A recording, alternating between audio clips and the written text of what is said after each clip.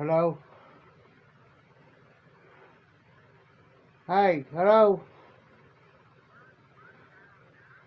Hey, I just got home probably about a half an hour or so ago.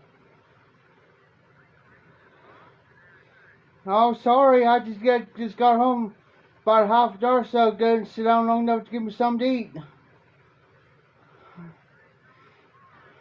Okay, hey, you gonna be, yeah, I'll be there tomorrow. What time gonna be up there? Okay, alright, I'll be there. Alright, alrighty, bye.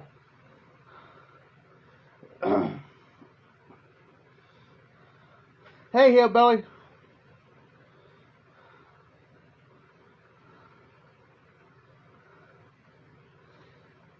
What's up? People calling me.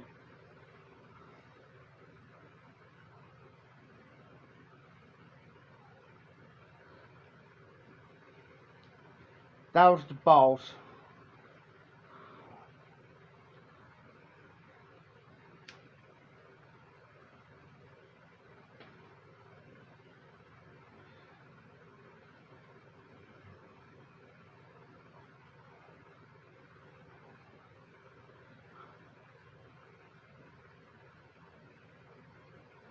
People, man.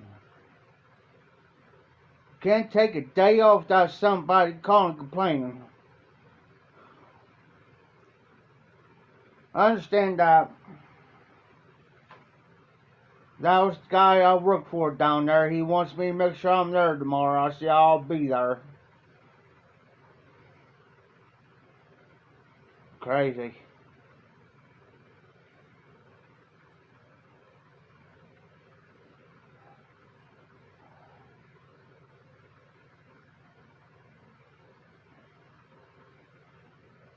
I told him I'll be there tomorrow. Even though tomorrow's Memorial Day.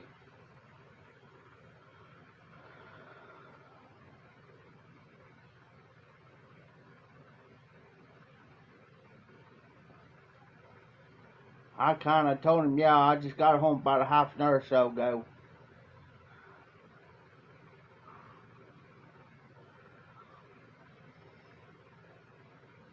I'd take a break. They was putting too much on me. He said, well, where's you at?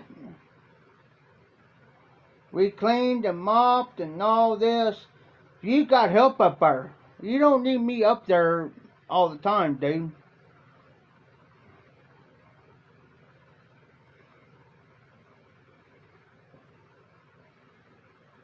It's not my place to do all your dirty work.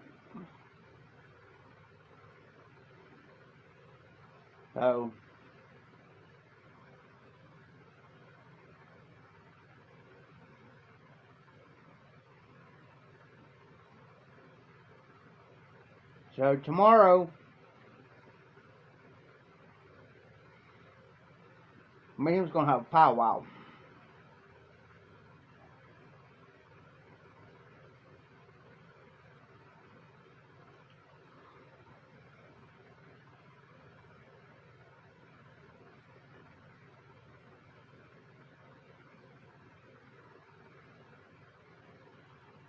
That's alright. I'll probably get an earful, but that's fine.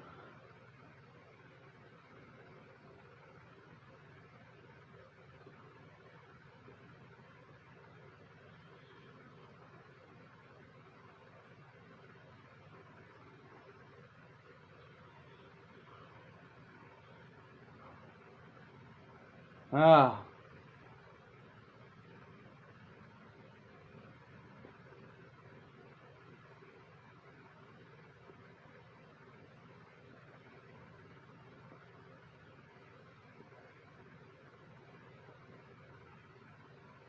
Oh, shoot. Because I'm getting tired of being up there till 10, 11, 12 o'clock at night. And on nights like tonight, there won't be no guarantee to me how to get away back home.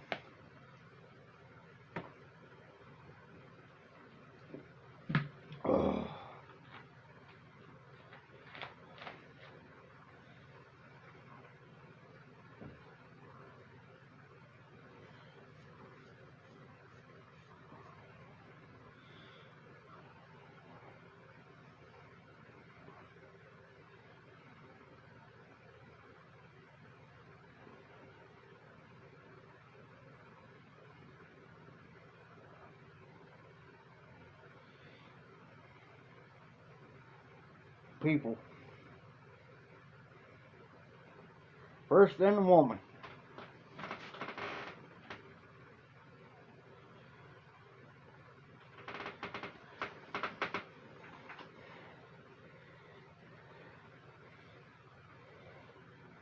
Yeah, because they depend on me too much.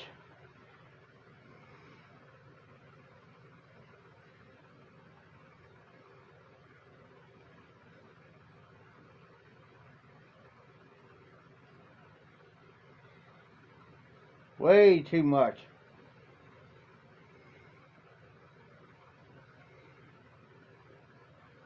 He's got kids on there, they're teenagers. There's two other people. He's got his girlfriend. They got teenage kids. And there's a couple other people up there. They could do the job. Give me a break. They depend on me while all of them sit on their hind ends do nothing.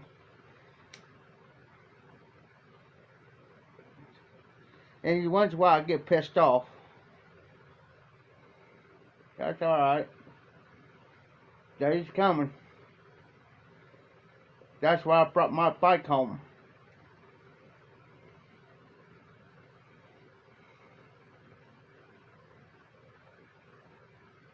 I always do, because he knows I'll get the job done.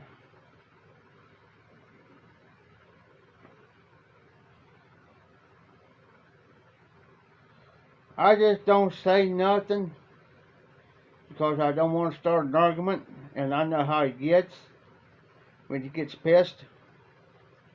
So I just agree with him and just go on about my business.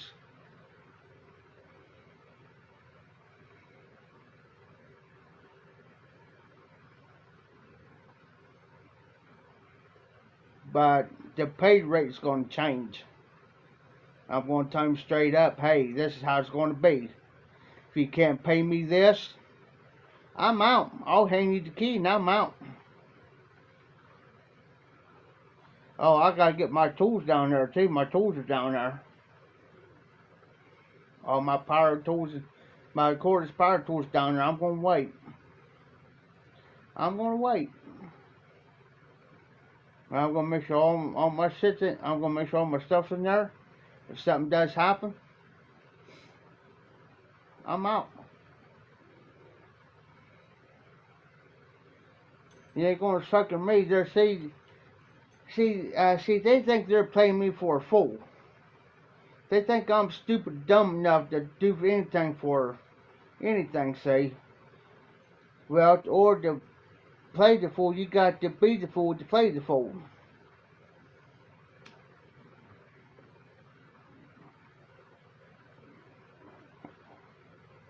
And that is going to change. I'm just going to tell you, hangs yourself. He's going to. I'm not putting him down. I'm just telling him how he is.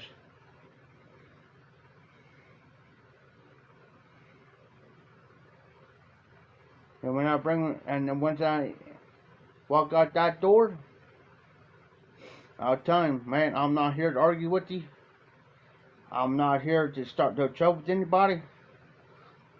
I just wanted to get my tools. And I'm leaving.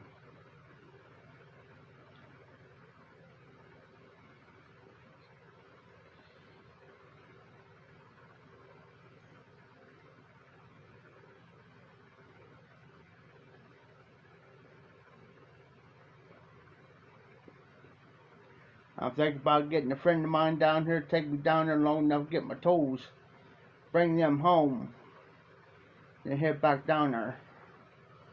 And I'm going to play stupid. I'm going to play dumb.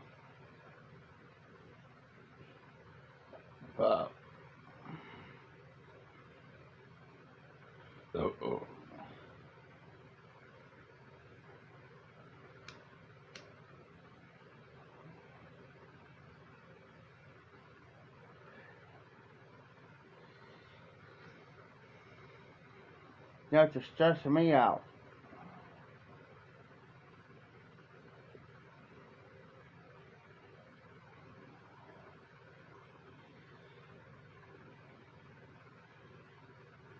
I've heard that old saying, hillbilly. When the lazy workers, they don't say nothing.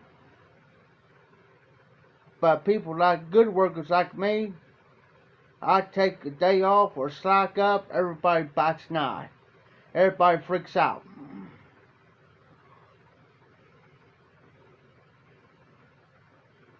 Crazy. Well,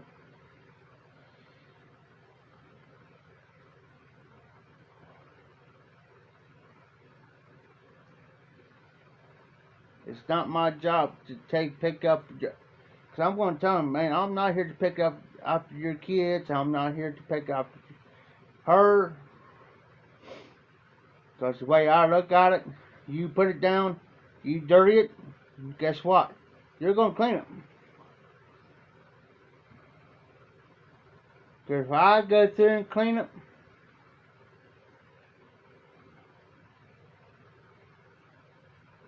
exactly, hillbilly. Exactly.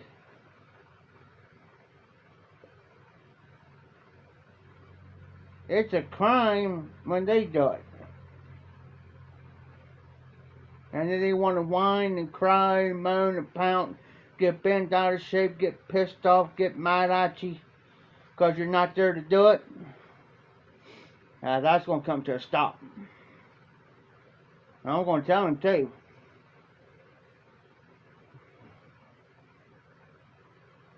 Because he knows I'll tell him. He knows.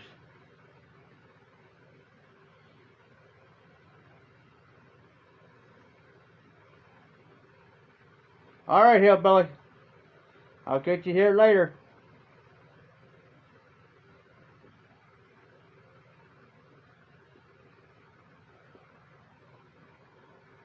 Damn.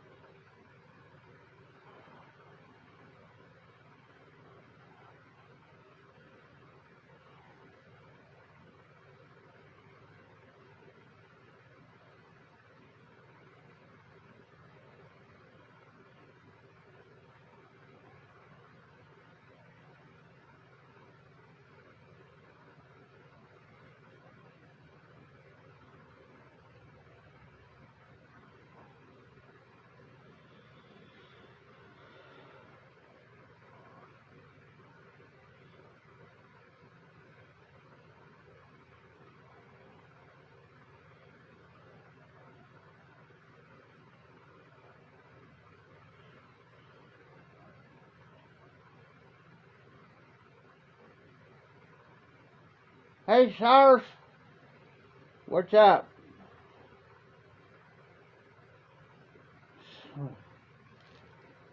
Smoking some L.J. Peretti, Burley, BPC, and the Country Gentleman. Whoop.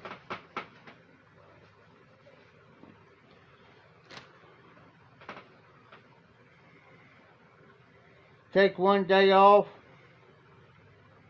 Well, really. Went somewhere tonight, got home not too long ago. probably about half an hour or so ago. The guy I work for calls me, says, "Hey Jeff, where you been?" I said, "I just got home from half an hour ago to sit down knees." "Well, we was down here mopping cleaning." He says, "Make sure you be up here tomorrow." I said, "Yeah, I'll be there. Give me a time."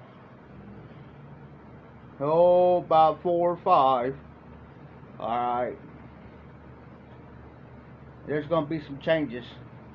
And I ain't gonna be playing either. They expect me to do all the work while the rest of them sits on their hind ends and do nothing. That ain't gonna happen no more.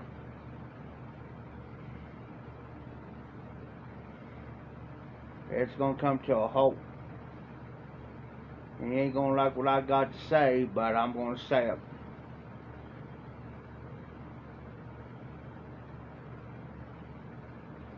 It's pretty bad. Tomorrow's a holiday. He's still gonna be down there. Tomorrow's Memorial Day. Expects me to kiss hind end. This old boy don't kiss hind end. The only reason why I don't kiss hind, I'm not kissing. He thinks I am, but I'm not. So I tell him, well, if you want me down here from now on, then the rest of these guys in here can do the help. Don't expect me to do it all for you, because I'm not. And you best start paying a little bit more than what you've been paying me. Because if not, I'll walk. I'll get my tools down there. I'll bring my stuff home. Because I'm not playing.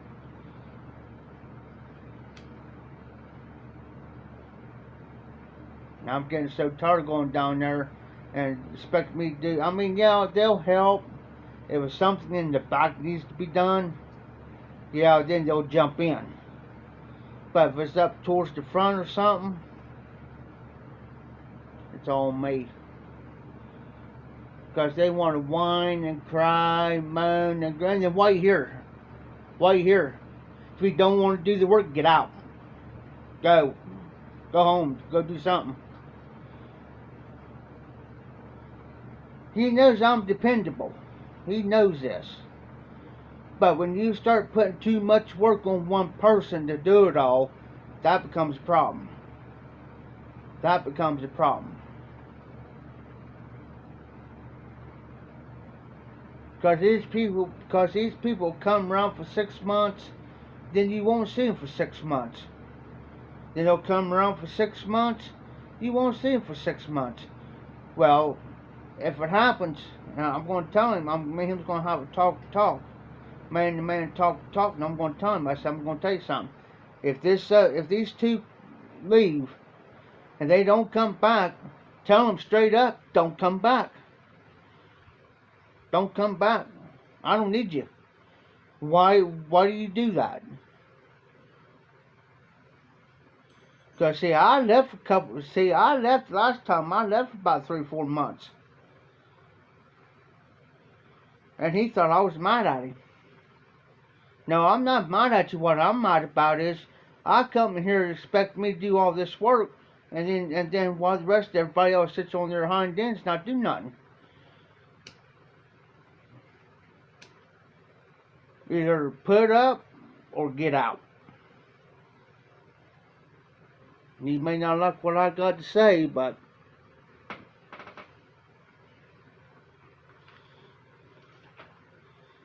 because nobody in this world should not be ran over.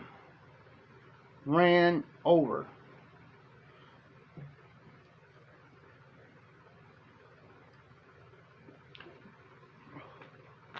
Hey, John. But anyways, I got stuff to show tonight. Here in just a minute.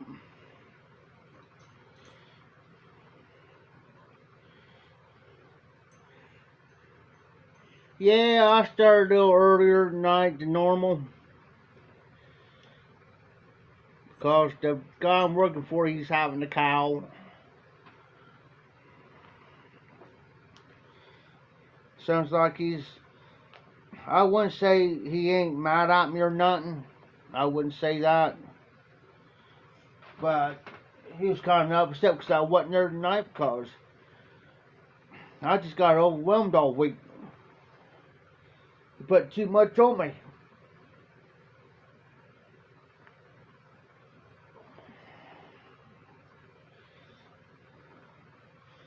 But if you guys give me a few minutes here, let me back you guys up some, if I can, without dropping anything.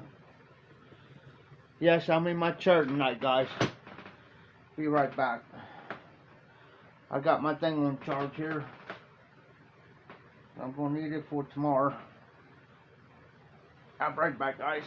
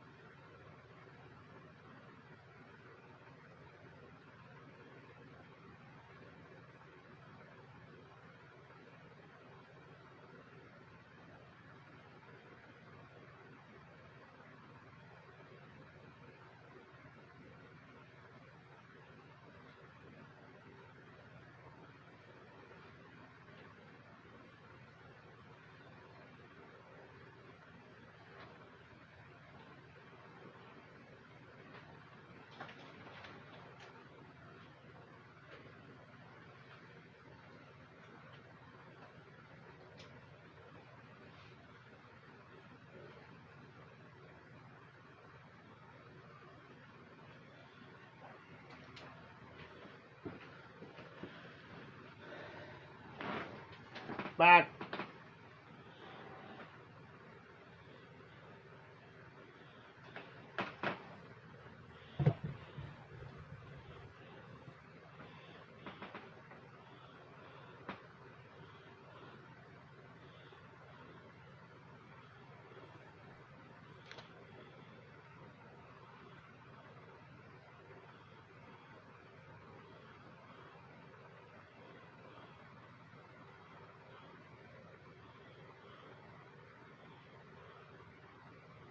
Hey, RD.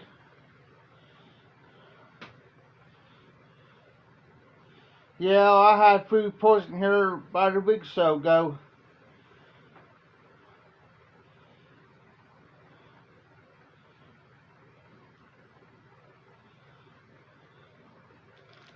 Currently smoking some LJ Peretti's Burley BPC in the Country Gentleman tonight. But what's on board? I got a great deal on a couple things.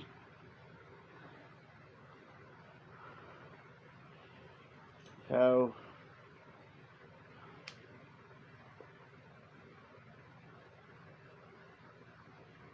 the roof of my top of my mouth. The roof of my mouth, guys, man, it's been sore for over a week or so now. Now I'm trying to remember if I ate something that caused it or what. But we're going to talk about some music tonight. Music. Got a couple good deals.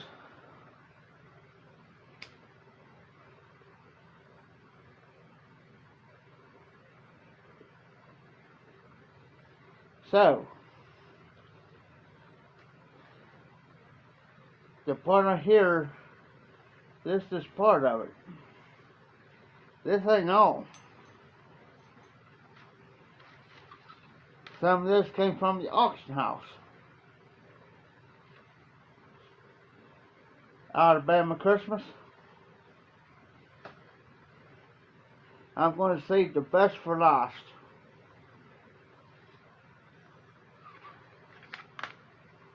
Nickelback.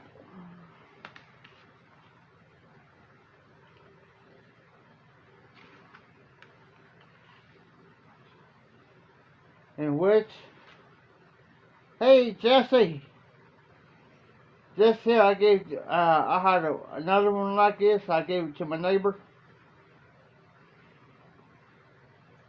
So I got this CD back. And if you're into classical music, far as like Mozart,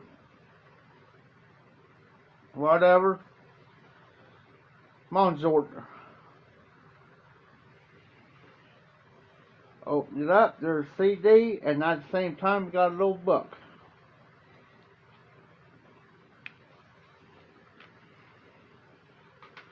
Now,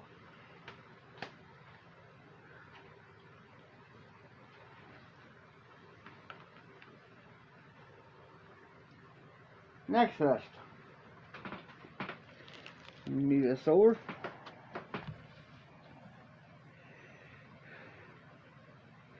Hey, Twitty, hey, you don't have to apologize, Jesse. Everybody's been sick, man. And it's going around.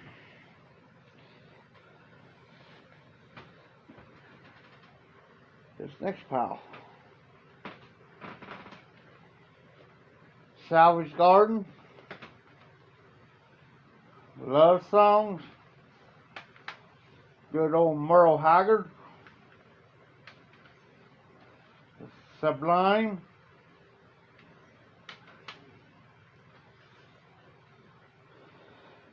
Good old Roy Acuff.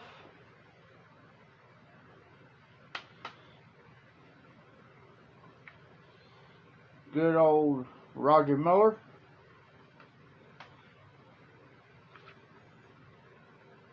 Elton John.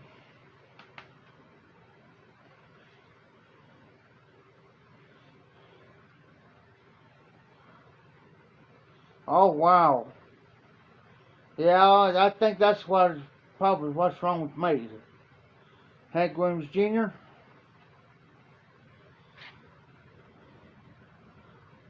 Party Time Karaoke.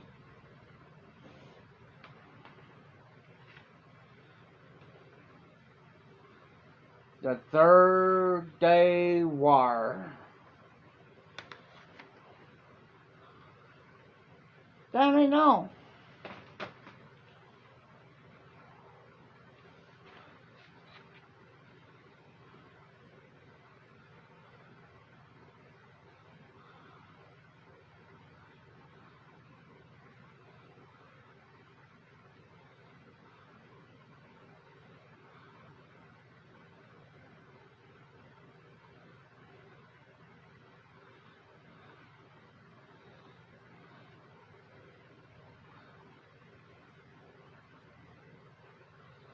What did y'all eat, John?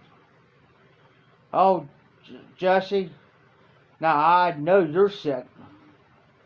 Haven't had a pipe for 3 days. I know you're sick. What'd y'all eat, John?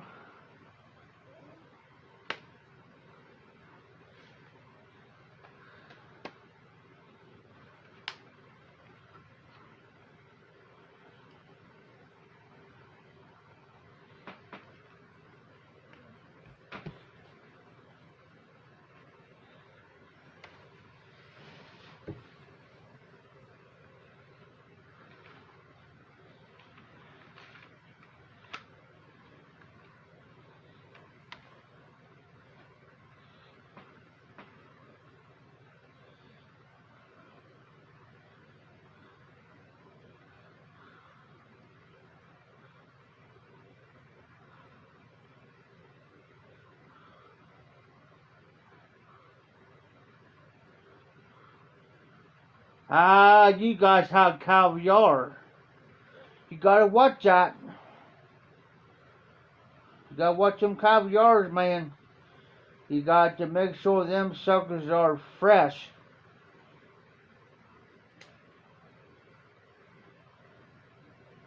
And plus, you got to watch where you get them from.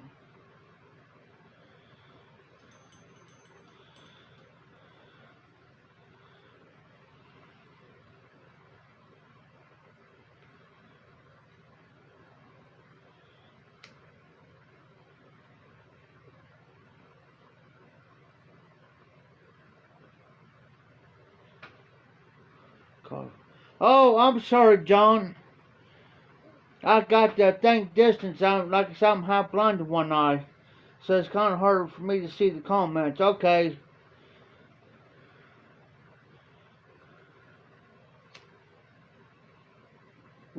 Wow.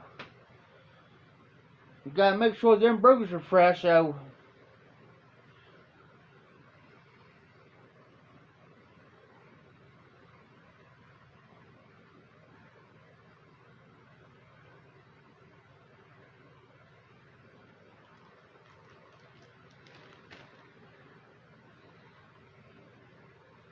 Oh. I don't know if you guys see my new ashtray. But this here silicone, I can turn that, and that's just for my pipes. Now,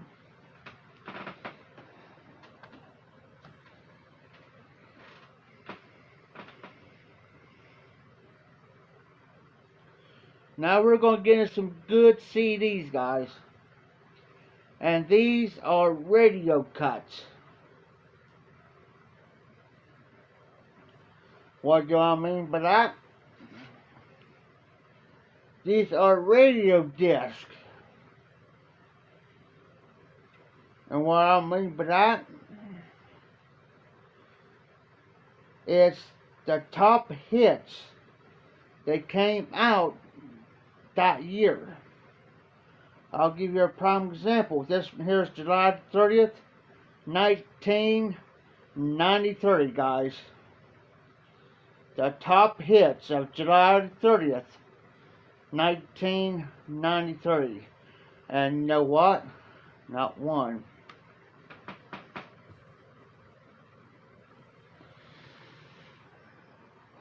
These are different years, different months. Let me put my pipe down. I'm about to show you something.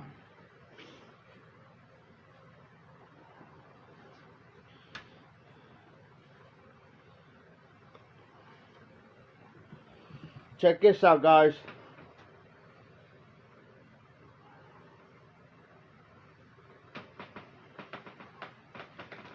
These came out in different months and different years of music. And on each disc, it's got probably about 25 songs. So here's another one. December 10th, 1993. These are the top hits each month, or different months, different years, guys. And these are all in the 90s. There's a total of about 20-some discs.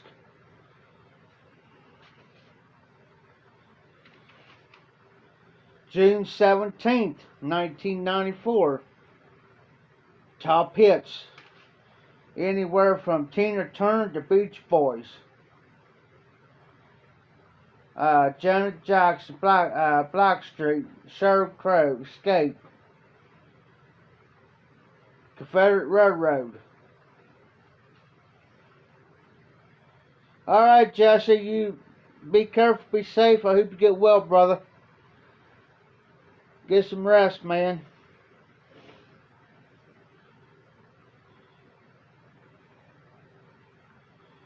So these here are all different songs of, you know. Here's another one. July 29th, 1994. Inner Circle. Alice Cooper.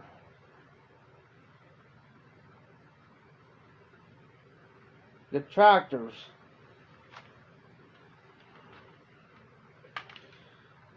August 12th, 1994. You got people like Elton John, Prince,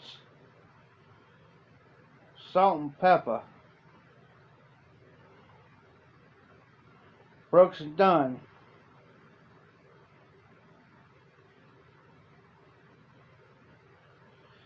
So all these going onto my computer, and then these going, and these including the rest of my CDs that I got.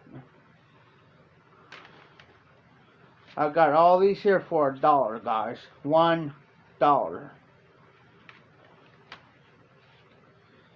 Because I was wanting these and nobody else wanted them. Nobody didn't know what these were.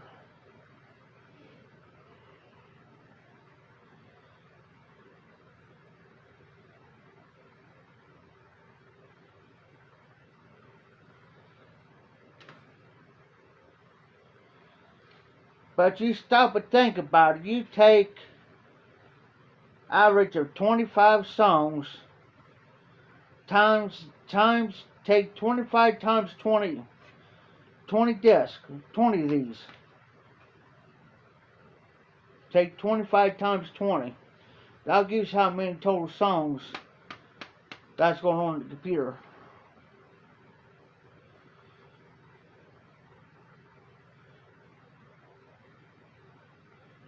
Not only is it going on to the computer, but it's going on to the phone. This phone here I'm using. I got an MP3 player going on too.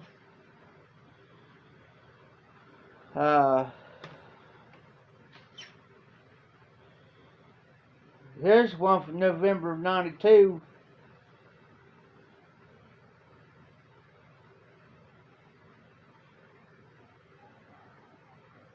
There's a lot of these people I do know. There's some of them I don't know, guys.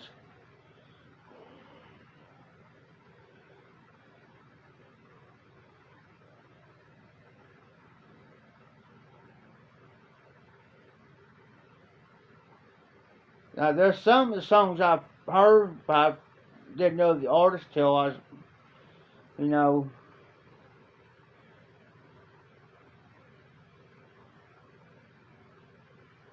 There's one right here from August 19th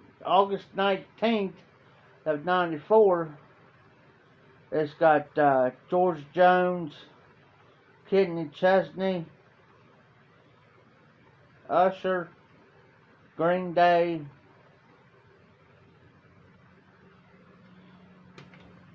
crazy.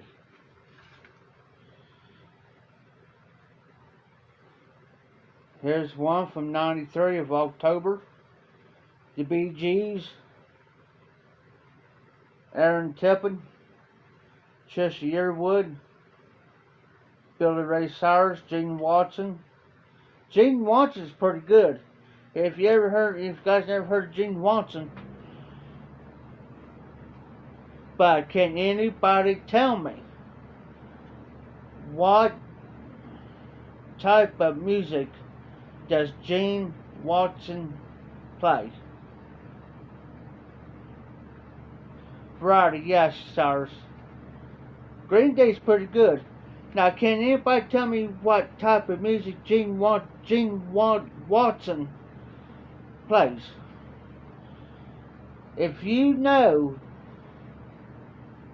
then you know.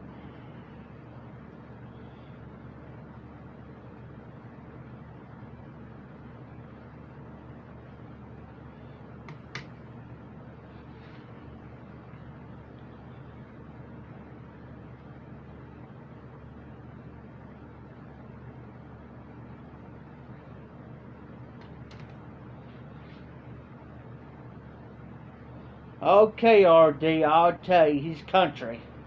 He's in the same category as George Jones, Tammy Wynette, Loretta Lynn, Little Jimmy Dickens, so forth and so on.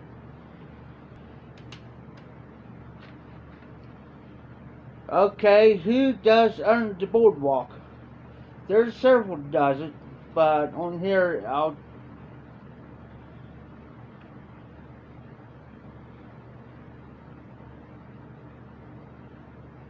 Okay, here's one for y'all. It should be easy. Freddie Mercury. Does anybody know Freddie Mercury? He was back in the 80s. He came one of the best known. They came one of the best known bands. Best known. Freddie Mercury. But what was the name of his band?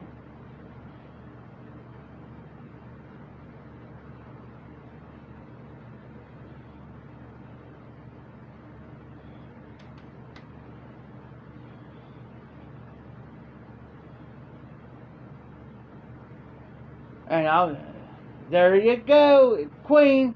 And what did he die of? And what year did he die? Does anybody know? Hey, I'm only 41 years old.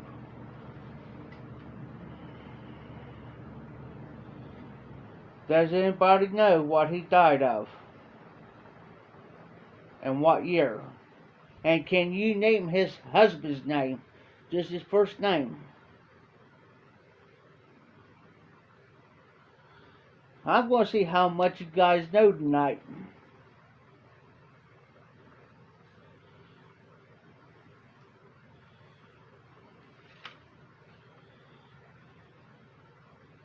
You don't have to give me the month or the day, just the year he died and what he died of.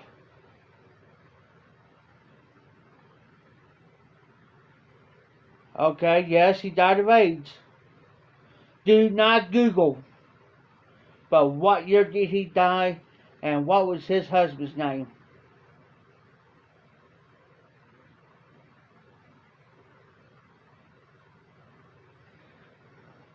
Just his first name, don't have to say his last name.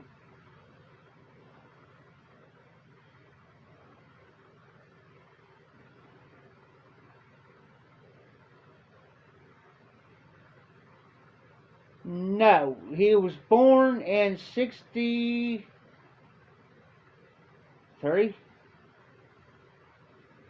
Okay. His boyfriend's husband's name was Jim. Okay, he met him in a gay bar. And the year that he died was 1991. Look it up.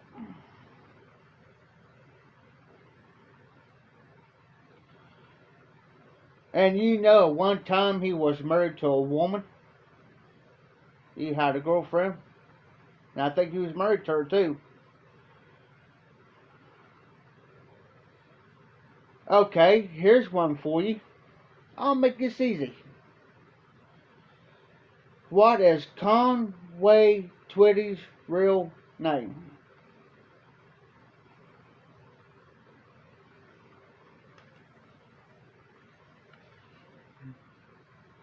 And that should be easy. And he got his name from 2 different states.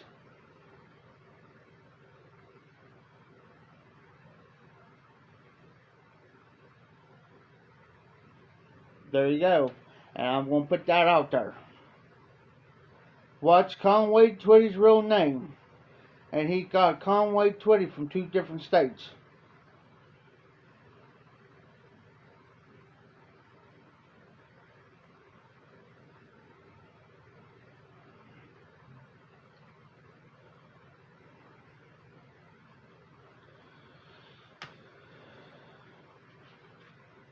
And no Googling.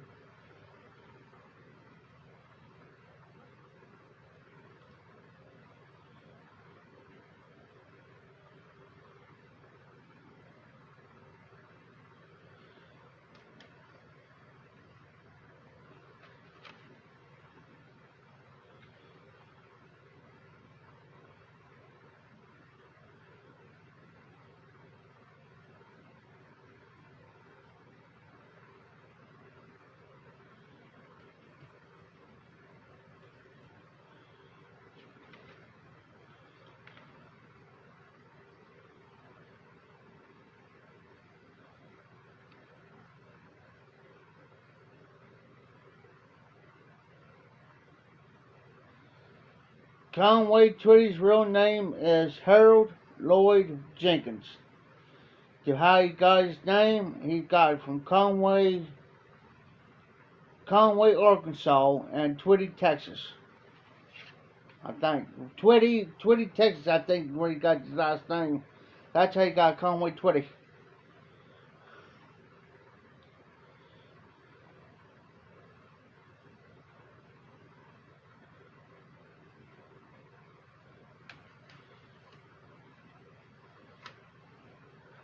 I'm still looking here for a minute, guys.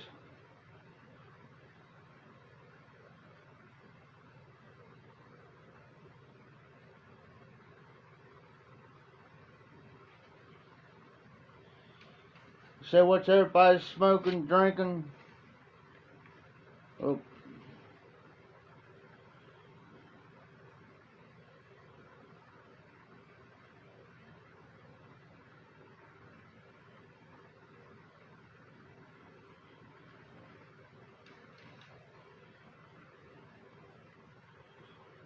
Is everybody still out there? I'm not seeing the comments here.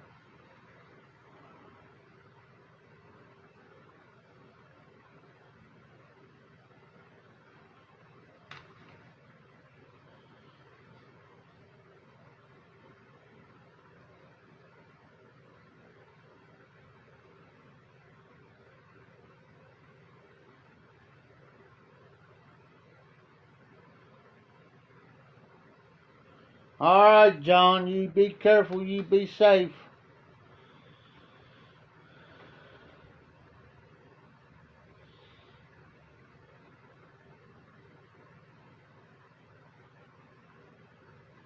John, drink you a shot of Jack Daniels. You'll cure it.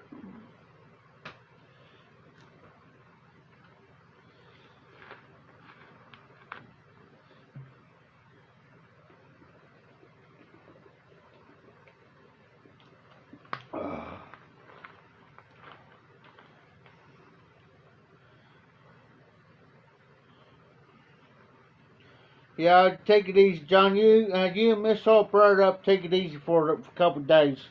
Don't overdo it. Last resort, John. Last resort. Take you a shot of Jack Daniels. That's the best cure in the world.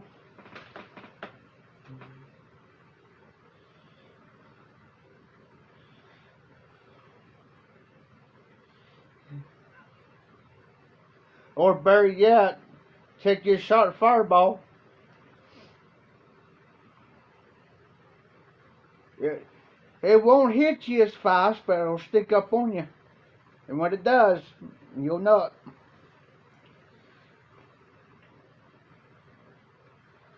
Yes, sir. Fireball cures everything.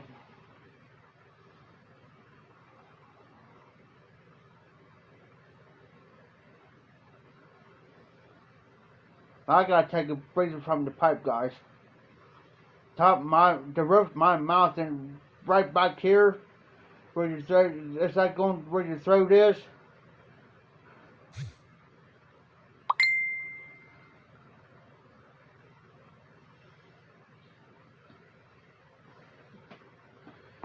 Hold up, guys.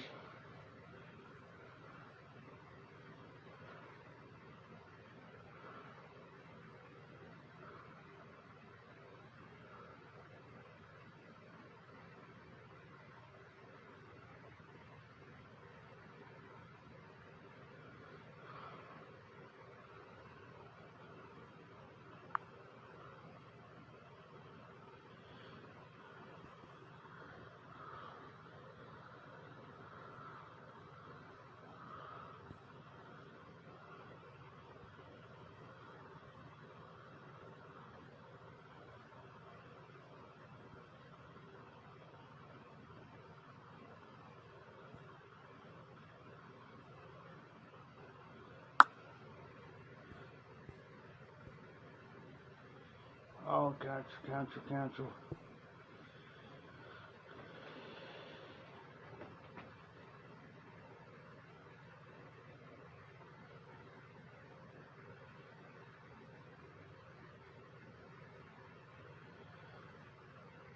John, I might be on. Go ahead and send me an email. I might be on.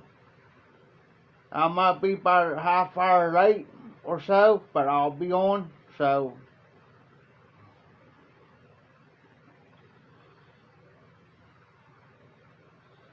hey, Cyrus,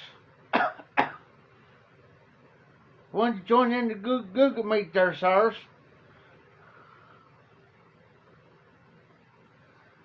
Oh, hey guys, listen up. Speaking of that, there's a new pipe smoker, and he messaged me on one of my videos. And last time I checked, he's got one subscriber. One subscriber. Go check him out. His name is Willie Cat 53.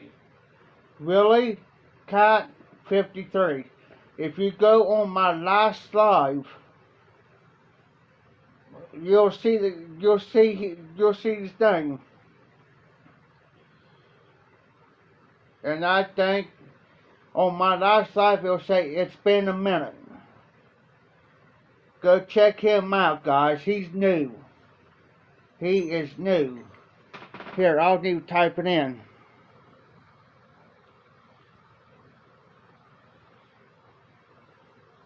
W.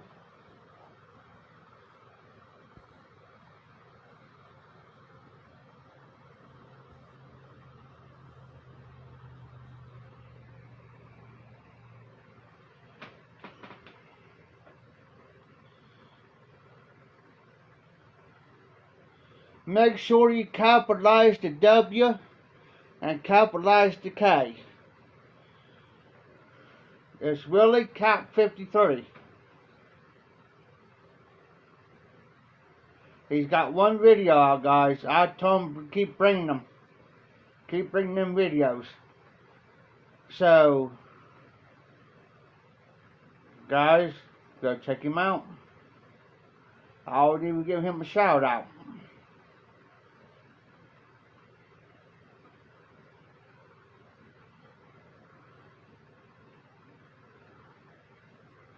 Seems like everybody's coming down sick, man.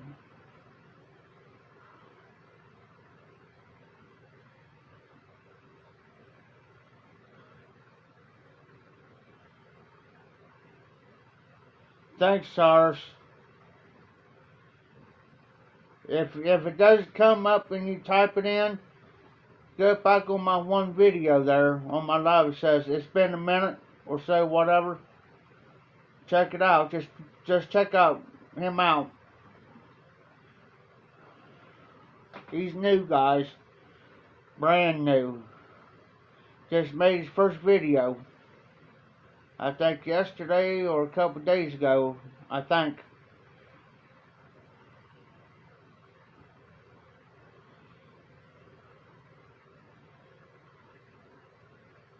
And he's also here from Ohio.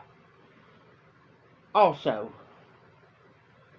So I'm going to try to sweet talk him come to the Ohio Pop Show. I'm going to try to.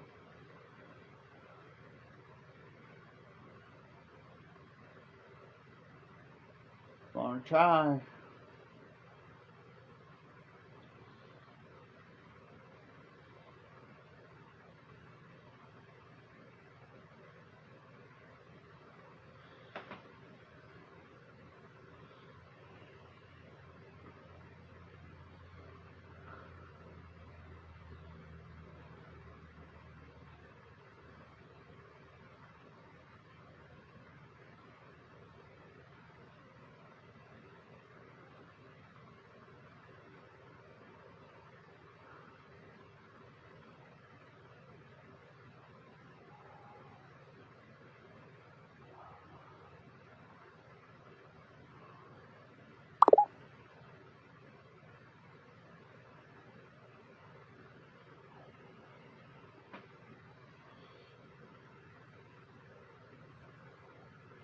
I'm back.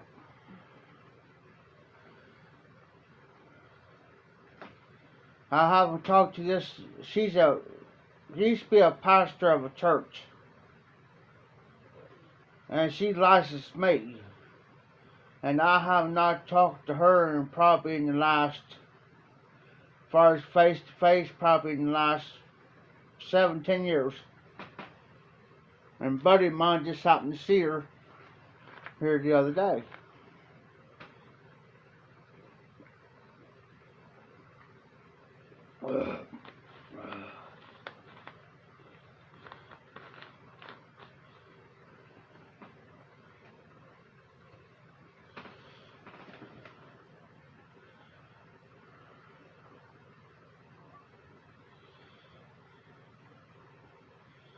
I still got blends back here.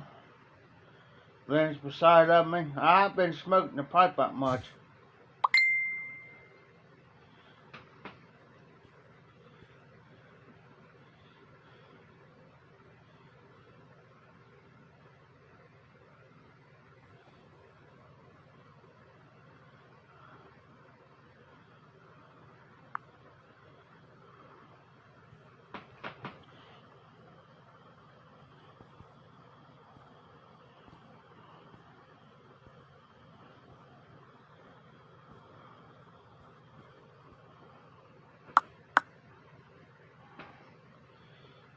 Is anybody still out there?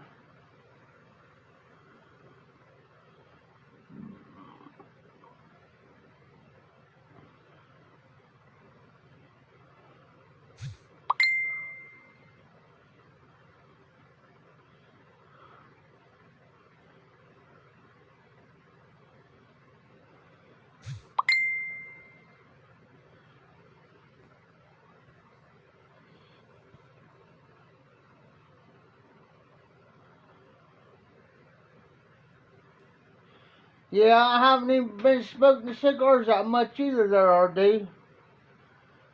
Because every time I want to sit down and I smoke something, I got something to do. And normally by the time I get home, I'm staggering tired. Now, I did smoke a pipe earlier than this one. But like I said, right back here in the back part of my roof of my mouth, I'm going towards my throat right there, man. It's so sore that every time I try to smoke a pipe or something, it just seems like it just irritates it more. And I just can't. It's aggravating.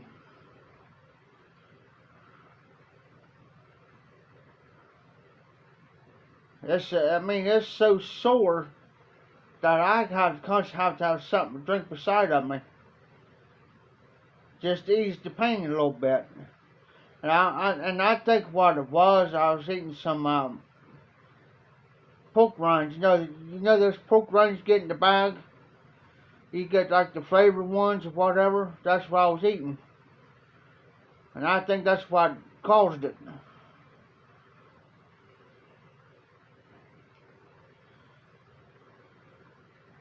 Just like last night, I had a spicy jalapeno burger with fries last night, man. And I couldn't sit there, and I had to cut my sandwich in half. And here I was sitting there, and I was having a hard time eating.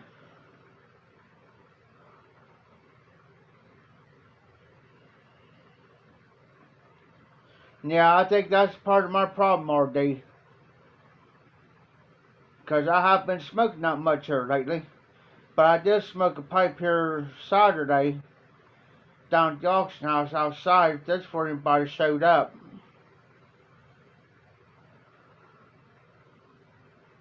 I smoked some Prince Albert soft vanilla.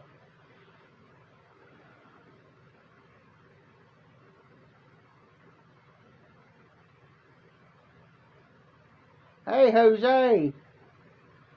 Jose.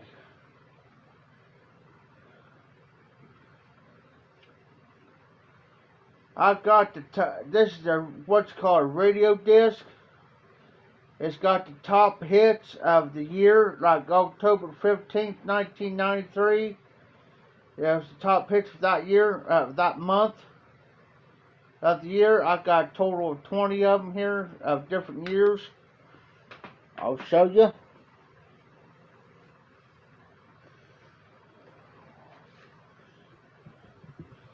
Check this out, Jose. You take, and that's all going on my computer. Busy. All those going there. So you take 25 songs. Well, I take that back. Yeah, no, I'm right. Take 25 songs times 20. And I'll give you the answer here in a minute. I only paid $1 for that. $1 for that at the auction house. So, you take 25 times 20. That's 500 songs that's going on to my computer over here. Oh, and that ain't all going on to the computer.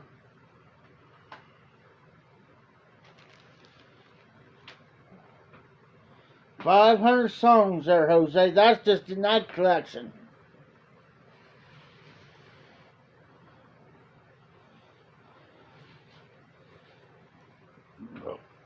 There's more. Oh, excuse me. Love songs. Savage Garden. Third Day War. Here's Halloween music. Oh, yeah. 60 frightening minutes of screeches, screams, and howls. Dalton Gang. Karaoke. Hank Williams Jr. Elton John. Roger Miller. Roy Acuff. Sublime. Merle Haggard.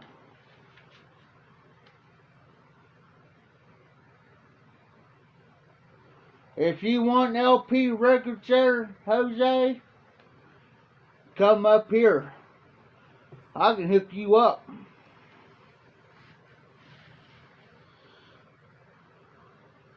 Oh, and that ain't all. The CDs. And I got 36 more CDs sitting down there in the case, hand drawn.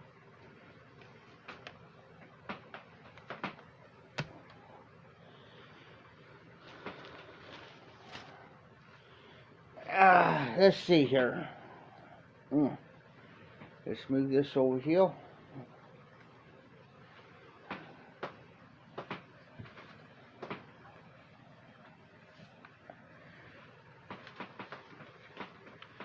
Alabama Christmas. Nickelback. Nickelback. Hey, there's Mr. Utah Piper. How you doing? Long time, long see. Been hiding? And yes, I'm into classical music. And I got one of the most famous composers, Mozart, Wolfgang Mozart. Wolfgang Amadeus Mozart. That's who this guy is. Classical composers. One of the old-time greats. My favorite.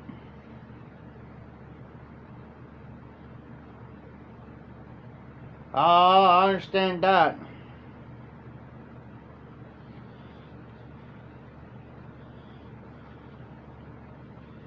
Tells a little bit about his life.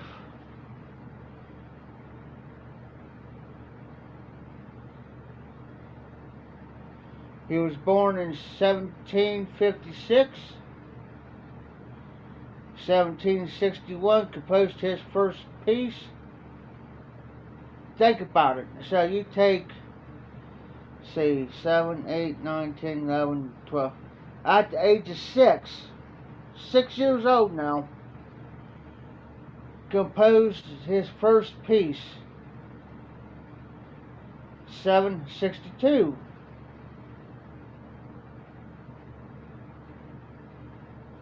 What type of work? His actual CD, Jose. Oh, yes, he talked about this his CD I could put on my computer and listen to it. Ah, yes, he talked. I knew who you're talking about.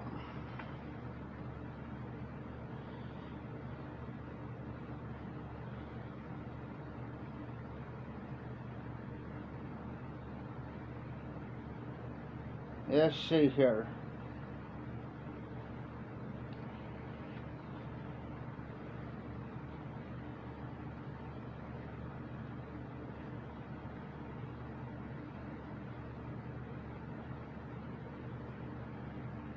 Monzor. It's one, Jose, classical music is one of those type of musics that you can actually sit down, listen to it, smoke a pipe, get you a pipe that may last you half an hour to an hour and a half, and you can sit down and just listen to it and just relax.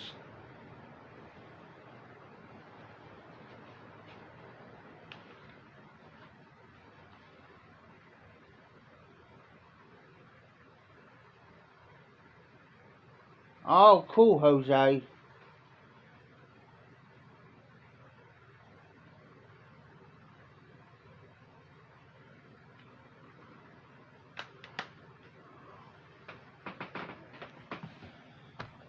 So I was looking for that. I was looking for one, any classical music.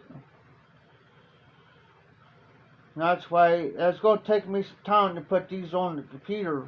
So I'm going to have to take an evening that I'm really ain't busy, and just sit down and just put these on. It'll probably take me about an hour.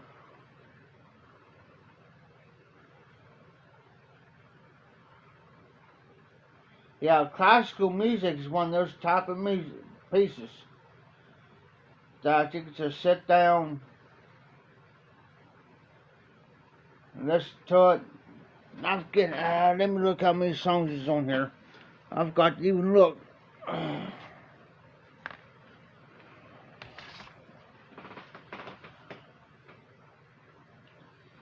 There's a total of 11 songs, and the longest one is 13 minutes and 13 seconds, and the second one is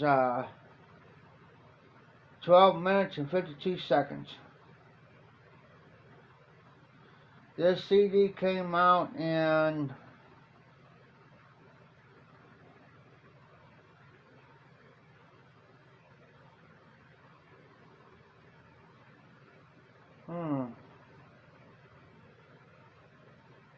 it usually tells you on the back. Now I gotta look at the front.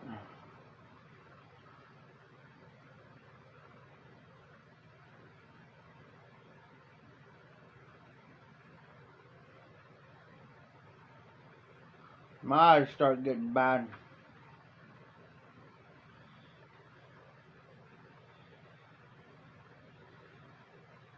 But anyway, he lived from 1756 to 1791. So let's see here.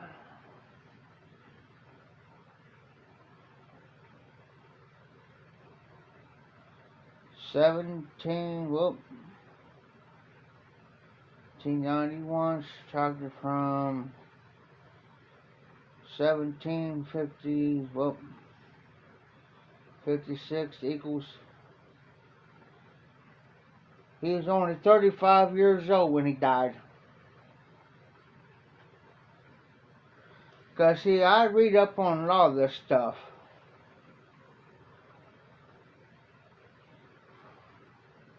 Let's see here. see what he died of. It's been a while.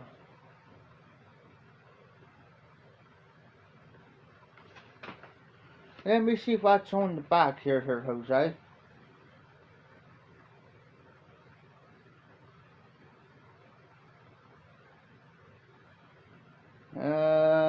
Let's see, console number 20.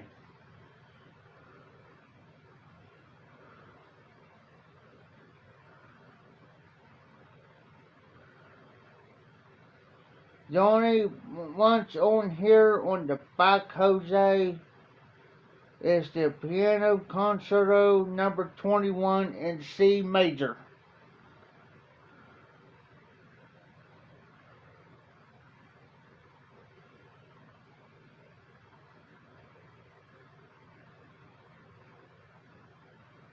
And that's the only piano concerto is on here. There's the marriage. There's the, well, see, there's the clarinet, piano, horn.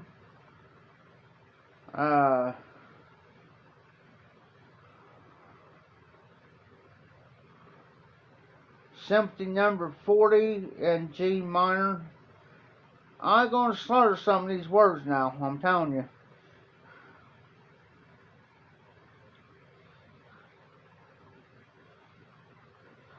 RD, you just got to learn. Yes, it is, Jose.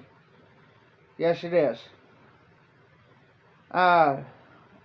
RD, you just got to learn the music.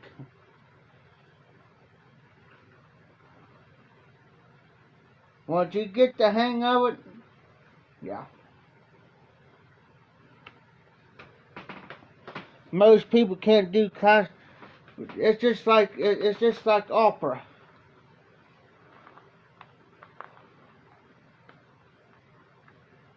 Yeah, same here, Jose. Same here, Ruben.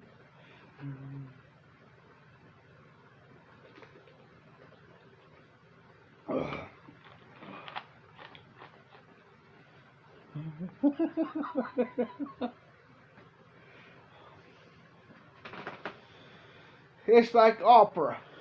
Most people can't stand opera because they can't understand it.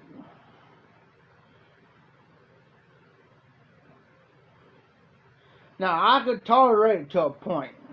Now, I'll be honest about it. There's certain pieces I like as far as opera goes. But there's other pieces I just can't. I can sit there and listen to classical music all day long. All day long.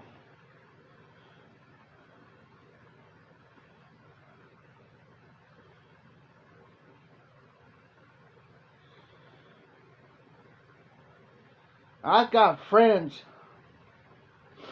that are high fluting. You know what I'm saying? Well, I'm going to explain what high fluting means. High society people that I know.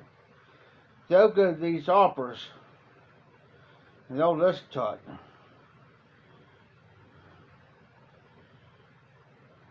To me, if I went to certain ones,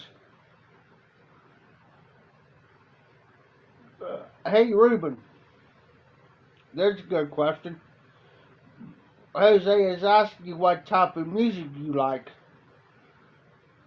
Do you like rock and roll, rock, metal, heavy metal, country? Because the internet's kind of messing up a little bit, but if I happen to accidentally shut down, I'll come right back on. So that's the question there, Ruben.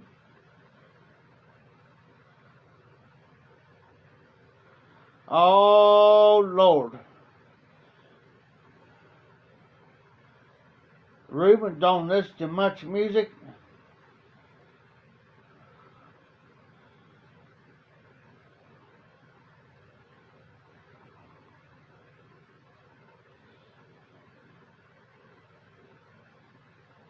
Tom Petty and the Heartbreakers. Let's see here. Well, let's see if I got it. Metallica. I'm not crazy. Now, Kiss.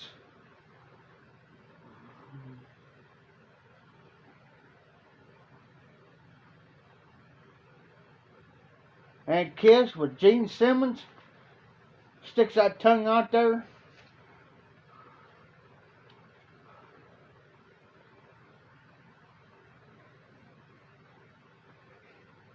I'm not too much into punk rock.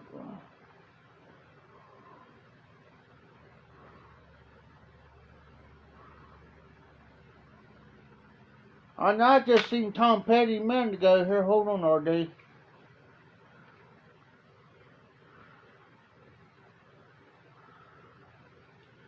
You'll probably know this song.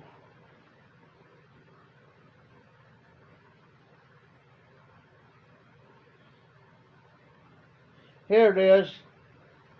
Tom Petty and the Heartbreakers. Okay, here's a song for you, RD. This CD here is October 29th, 1993. Mary Jane's Last Dance. Tom Petty and the Heartbreakers.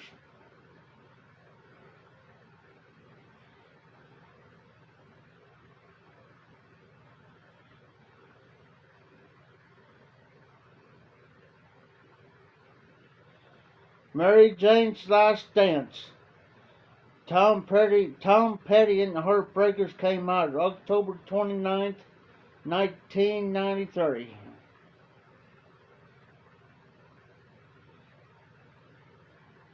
Got it.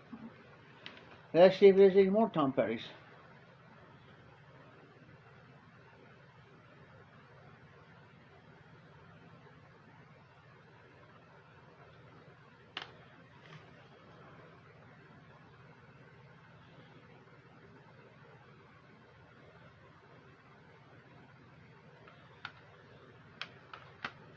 I'm a-looking, guys. I'm a-looking.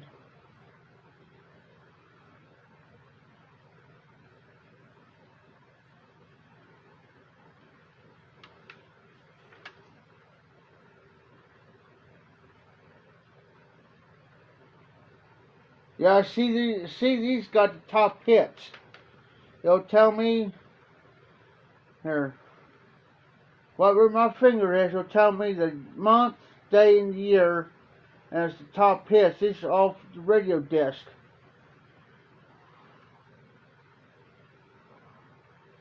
And I'm surprised nobody didn't jump on these.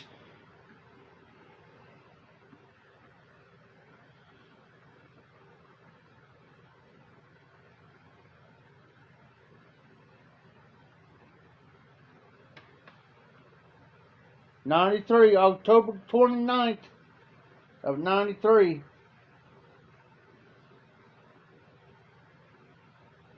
Jellyfish, there's a group named Jellyfish.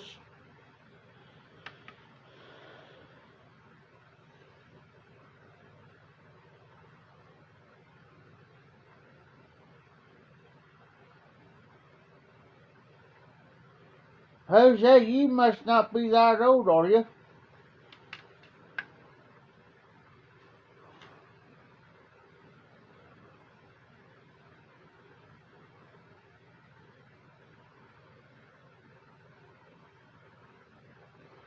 Here's another one, Meatloaf. September the 3rd, 1993, the #1 hit song was Do Anything for Love, But I Won't Do That. Single edit, Meatloaf.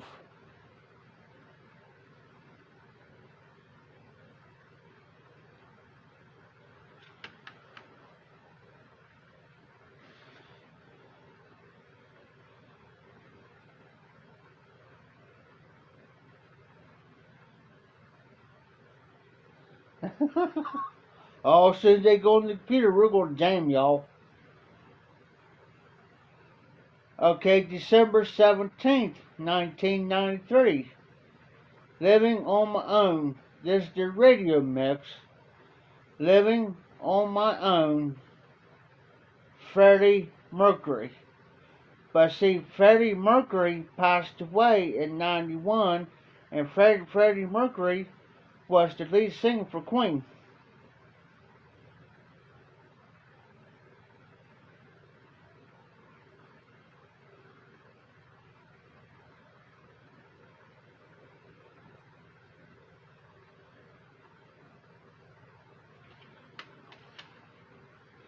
Let's see what else we could come up with here.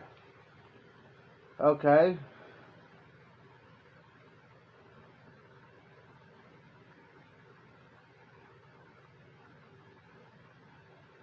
Tina Turner.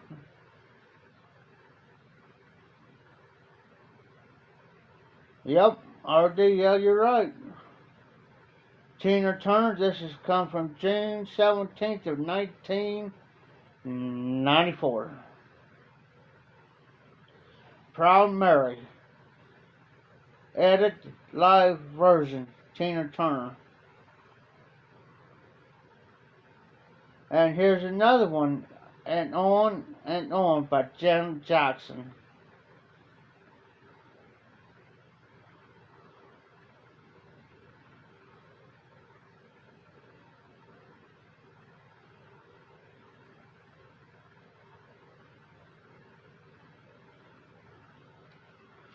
(1993), I was 13 at the time.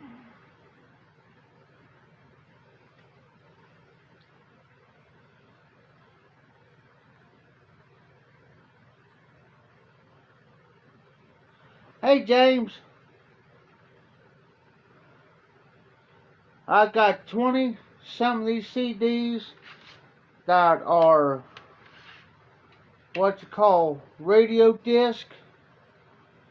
I got like 20 of them, and these are the songs that come out of the month and year, like July 29th of 1994.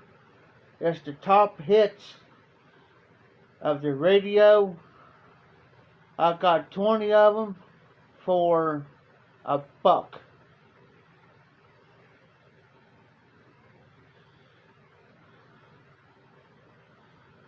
Has anybody heard of Inner Circle?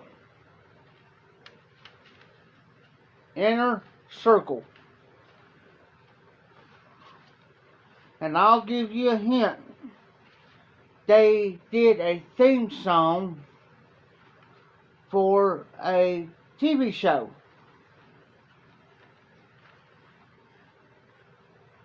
And I will give you that theme song. It's for the show Cops.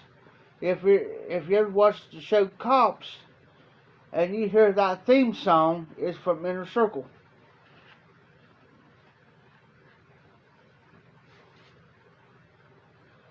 Elton John.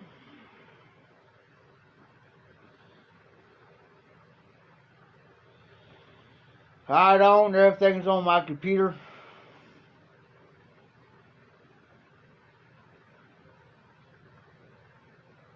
Elton John.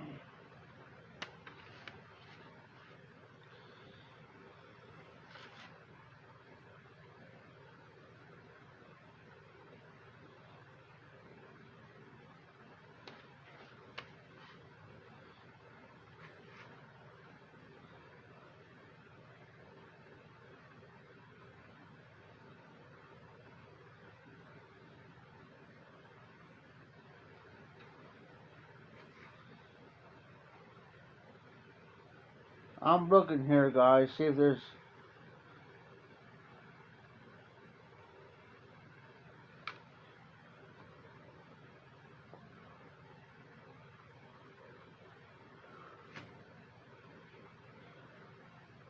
Aerosmith.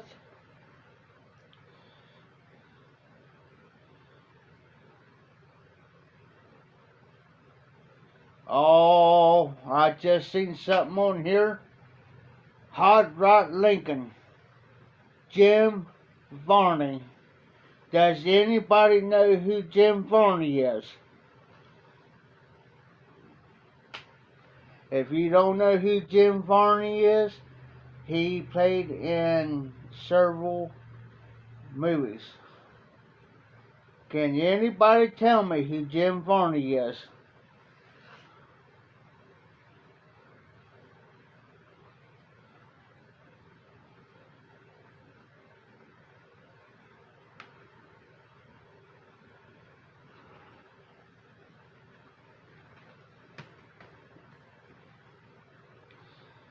If you're old enough to know who Jim Varney is, then you should know.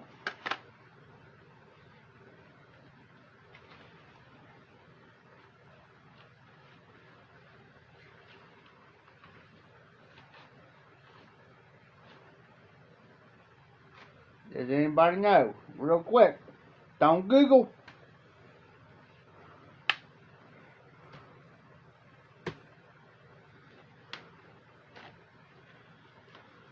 And everybody should ought to know who he is.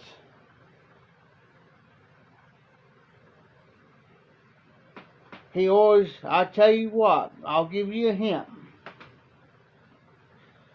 He wore a hat, and he wore like a jean vest. Looked like a jean vest to me, but it was a vest. He had a little dog.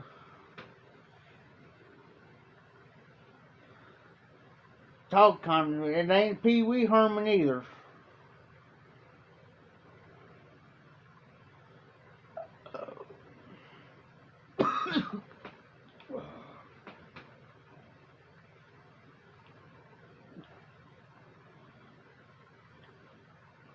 I'll give you a hint.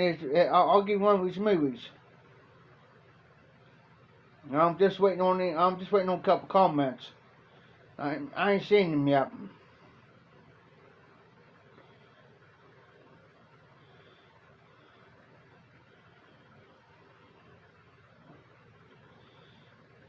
While you guys are debating there, I haven't seen the comments yet, but I'll be right back.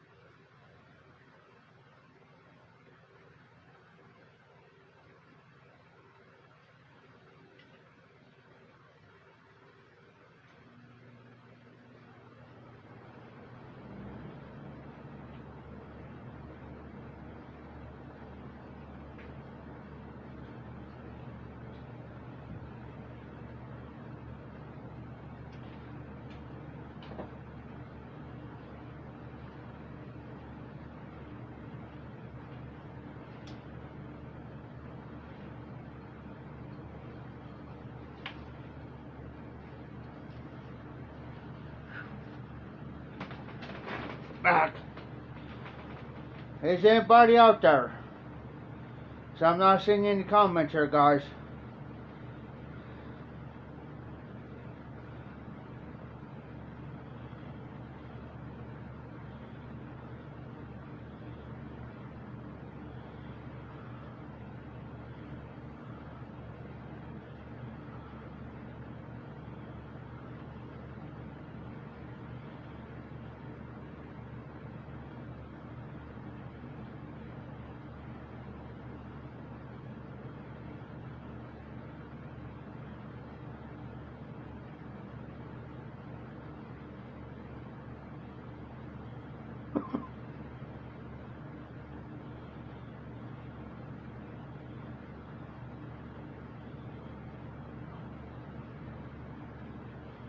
James, Hillbilly, Cyrus, RD.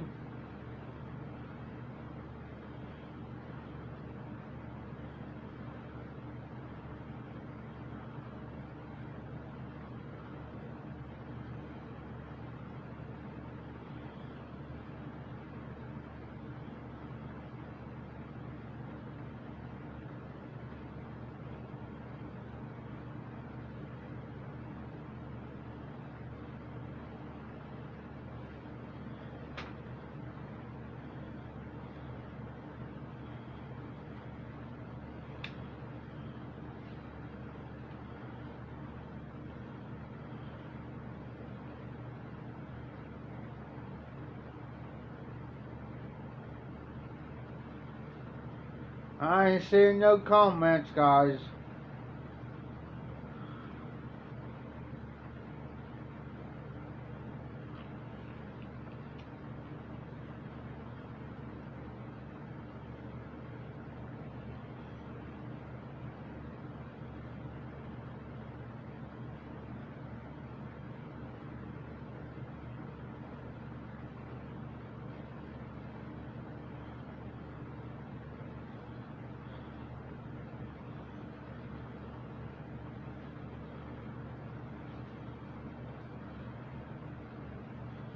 Okay, guys, stay with me for a minute. Just stay with me.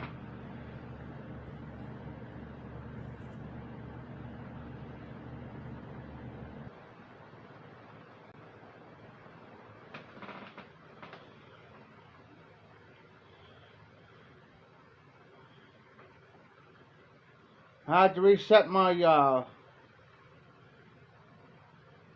internet service.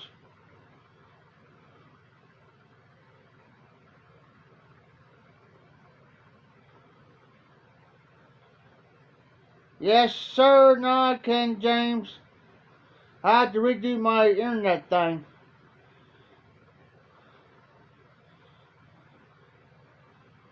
But James Varney played in. He played Ernest, like Ernest goes to jail, Ernest goes to camp. That's Jim Varney.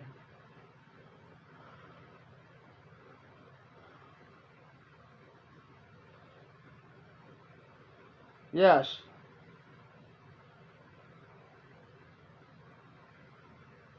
And anytime, Jose, sometimes I start doing that if I don't start seeing comments. If I'm starting to lag, guys, let me know. Like I said it real quick.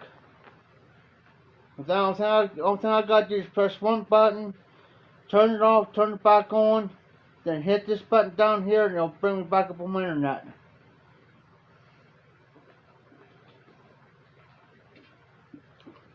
Oops. Sorry, James.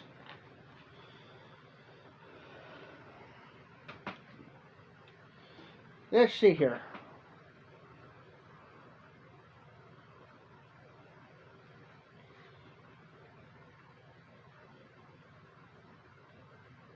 Yeah, it does. I resolved. Now I know what to do now.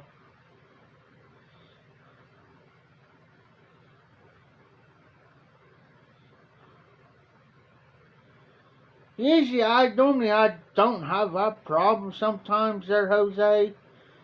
Just like one night I was on, and all of a sudden I just couldn't see no comments. But this is what I did. I went on my computer over here. My computer's where I'm pointing. Now I brought it up on my TV.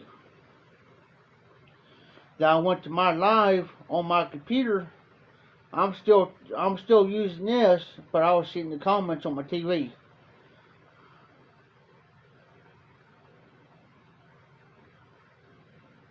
Crazy.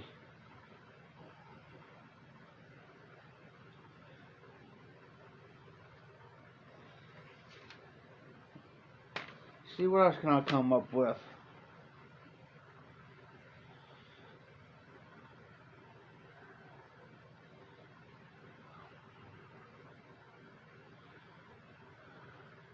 Prince.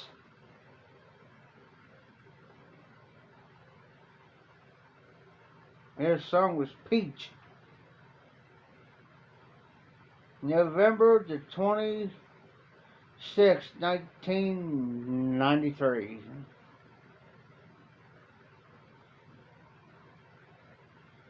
Oh, anytime, Jose. I just had like a few minutes, brother. Few minutes just to pop in, say hi.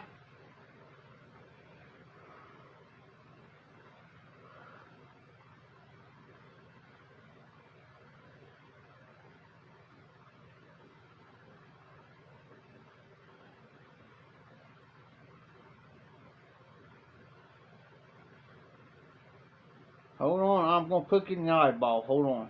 Poke.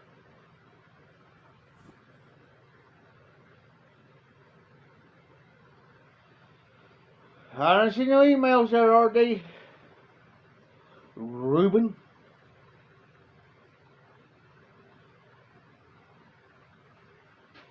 Hey, I try to support everybody's lives. You know, on days I know it's gonna be on. Whoever have an auction every two weeks. We had one last night, but it was pretty bad last night. It was pretty bad. He's gonna have another in 2 weeks, and if it doesn't pick up this time, he's gonna have to shut her down again for a while. It's regular auctions. He hates to. But if he doesn't pick up more people in this next one, he's going to shut it down again for a while. Not many people there. He usually have about 20 to 30 people. There was not even 10, 12 people there last night. It was pretty bad. It was a bad night. It was so bad that we stopped at 7:30. 7:30 last night we stopped. We started at 6. And usually our auction goes to about 8:30. Usually. That's bad. He's got to make it, and see, he's got to make enough of it. See, he's got to do sales tax. And see, and he's got to pay taxes because he's a business.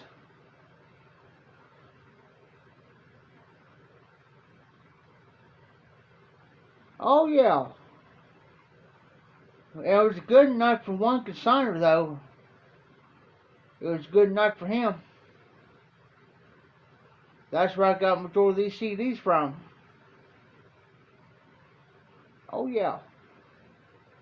But they wasn't buying like normal.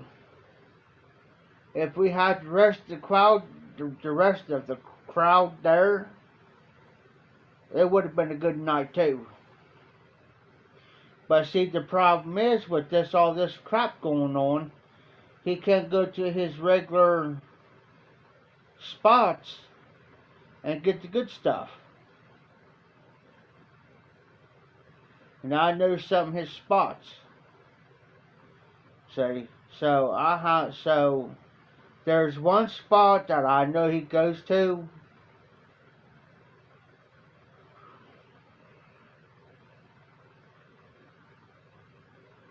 Huh? What's wrong, James?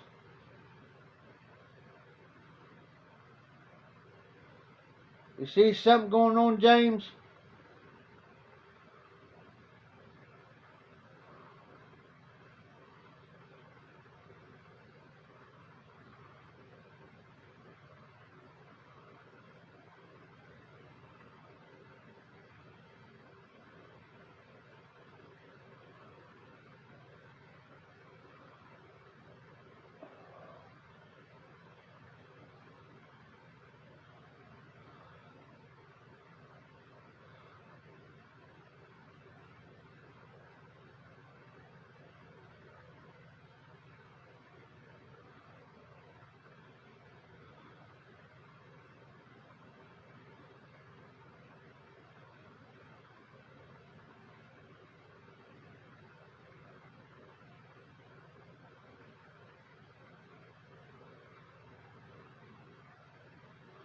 Oh. Well, there's been some issues down there at the auction house. It's been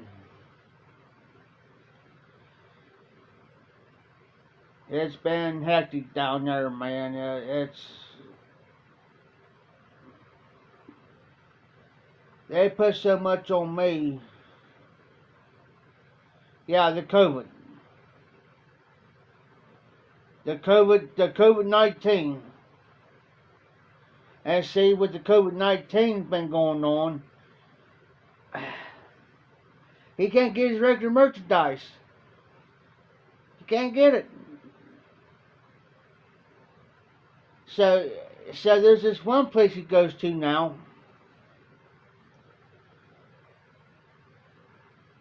So there's this one particular place that's probably about an hour away from here. I've been in there. But that's the place he can get it. Here, I'll show you a prime example. I'll go over on my bed.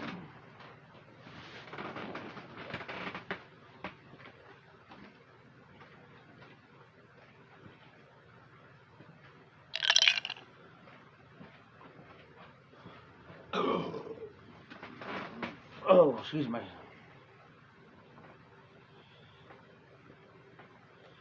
You guys remember these old Tendos?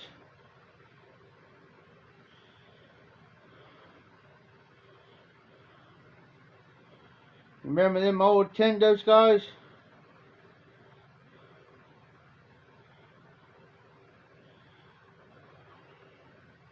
Jose, if you read what's in those vaccines, and you actually read behind that, you won't get it. I promise you. James, retro, but look at this. It's got 620 games built into it. And I'll show you what it actually looks like.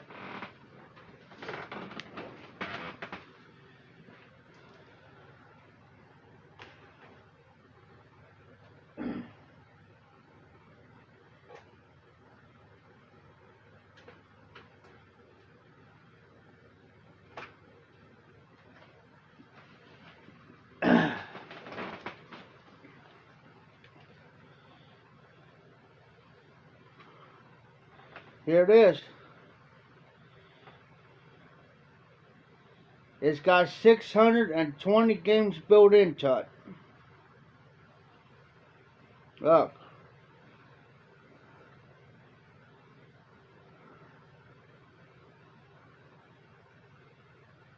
I haven't looked at all of the games that's on here yet. But, well, let's see. I got the thing right here. Hold on, let me hook this back up.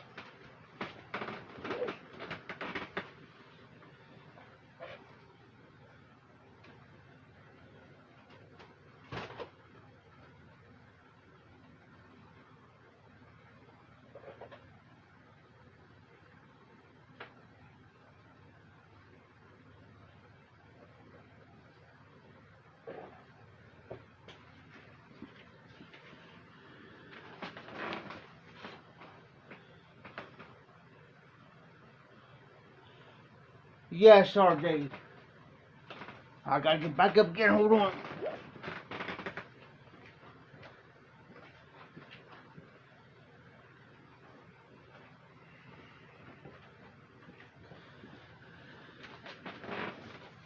But I do know it's got the Mario Brothers on there. It's got Donkey Kong,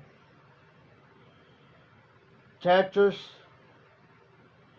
Pac-Man,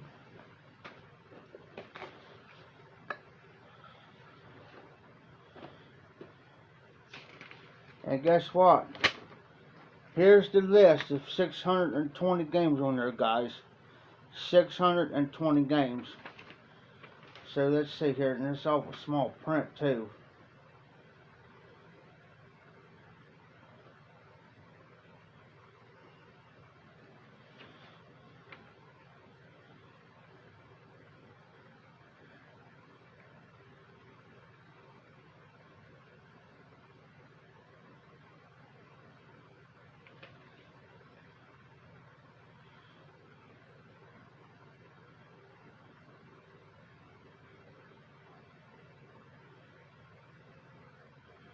Yes, sir. These here, believe it or not,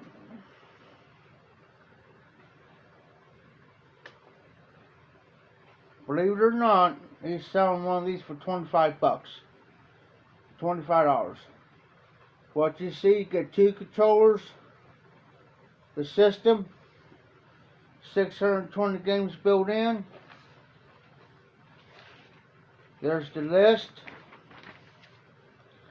And you better use, it'll come up on your screen of all the games. But you have to use the magnifying glass to read this. Here's the paper, here's the thing it comes in.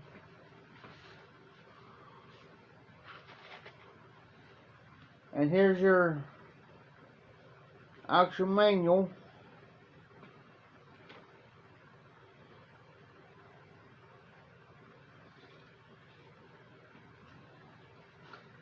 They ain't even got these. I think they do got the Atari ones. But as right now, as far as I know, they got this here, the Super Nintendo. And I think they ain't even got the PlayStation 1. Which I've already got the PlayStation 1 sitting over.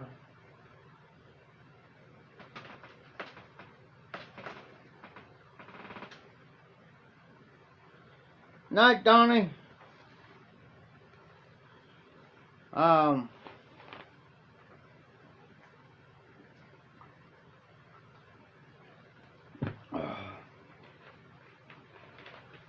I got a fishing game for the PS1. I'll show you something that I found, and they're very hard to find for the PS1 for the fishing games.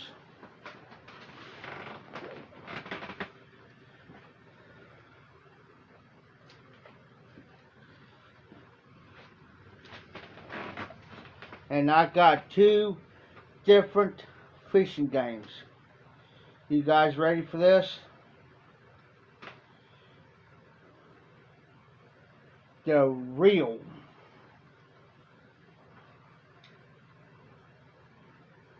For the PS1. For my fishing games, guys.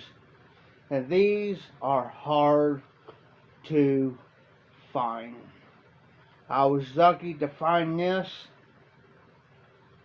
for $15.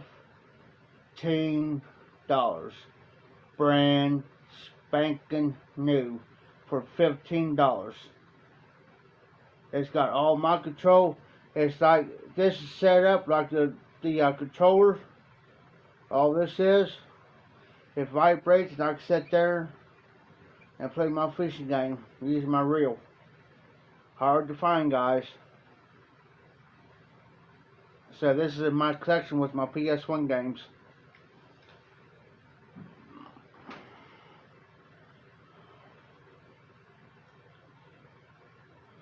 Okay, hold on. Hold on.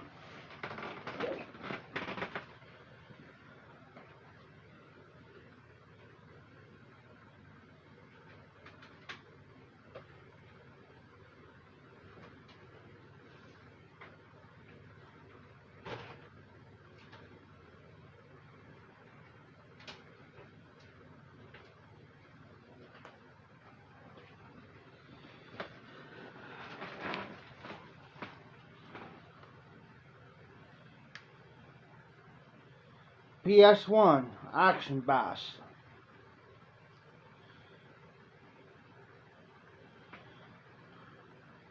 Here is my hardcore 4x4 racing. Here's my Scooby-Doo. Here's the other one, real fishing. And I only paid $2 for it. Here's my SpongeBob game. Here's my Man in Black game. Yeah, these are hard to find games too. Here is my WWF. Well, at the time it was World Wrestling Federation, but they changed to WWE. There's that one, Stone Cold Steve Austin. Here is Residential Evil Director's Cut. Here is my Subfun filter.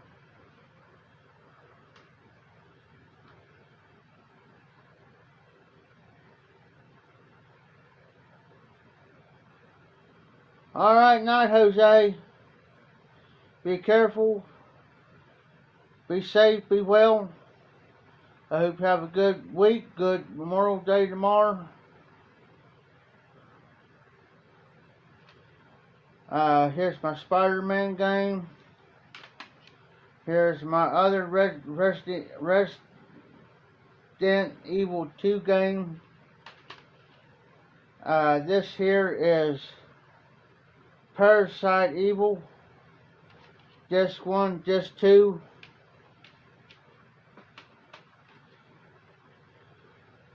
Here's my NASCAR.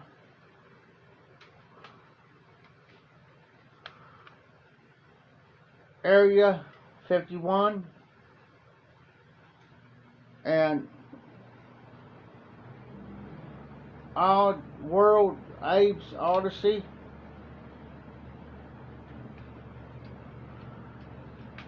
Games. I'll set these right here for right now.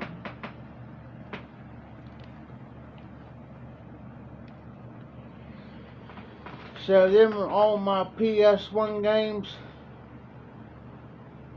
So I did at one time had a PS2 with probably about 50. Matter of fact, I had 3 PS2s with 50-something games. And when that's when I was with my ex-girlfriend. She's gone now, but when I left, I forgot to grab them. Night, Cyrus. Be safe, be well, have a great week. But yeah, at one time I had 3 PS2s, 50-some games. I had Guitar Hero with the guitars.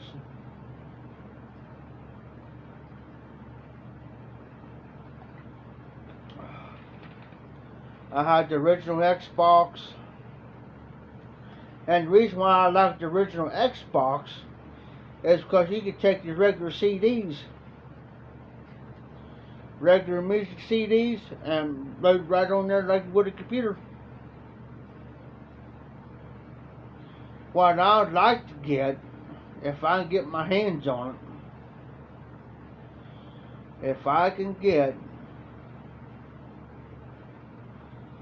another PS2, I'm looking for Grand Theft Auto.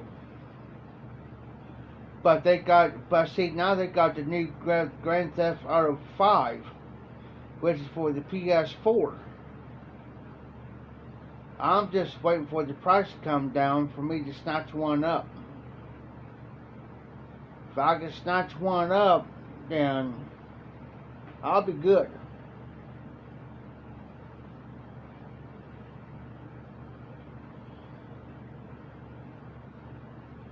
Because I got my regular TV Oh yeah, I seen those, James. Over $500 some dollars. I seen those, man. Them suckers are slick.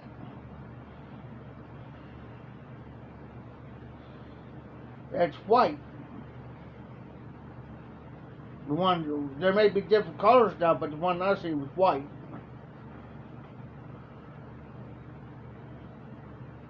Oh wow.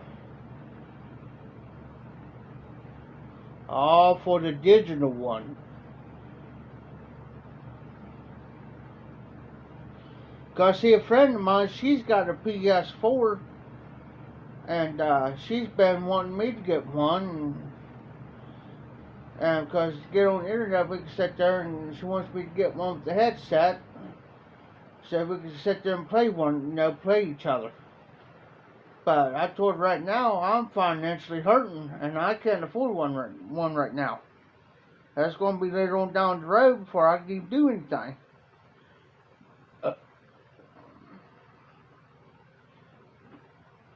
Because, I still got to send a pipe out next week, hopefully. It's just right now, man, money's tight.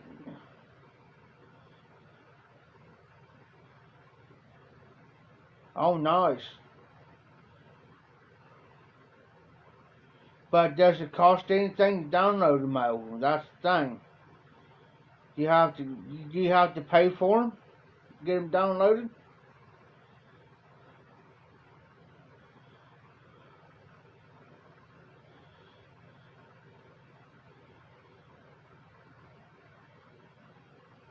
Exactly, James. Money's tight, man. Because what money that I get, it goes here on the house. Here where I live. You know what I'm saying? I just can't be, if I had that kind of money, I have a choice. It's either get that and do without here, or pay for the stuff here and do without that for a while. So I'd rather get stuff here for the house, stuff that I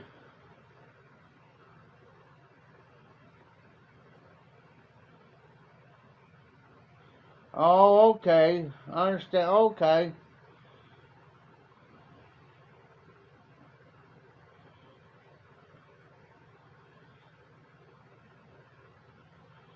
Cause if I get one, I'd rather for them to go ahead and if they can do it and have a little bit extra money for them to do it. There's only like maybe at least 3, maybe 4 games I want on it for the moment. You know what I'm saying? And that's why, like Grand Theft Auto 5 and cause see, there's this farming simulator I've been playing on this phone here. And I'd like to just stick it on that, where I can just sit here and play without having to run my battery down.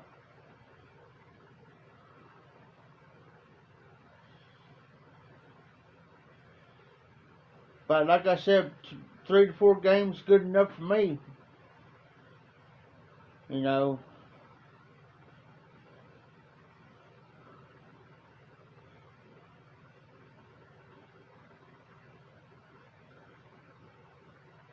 Oh, okay, I got you now, James. I got you.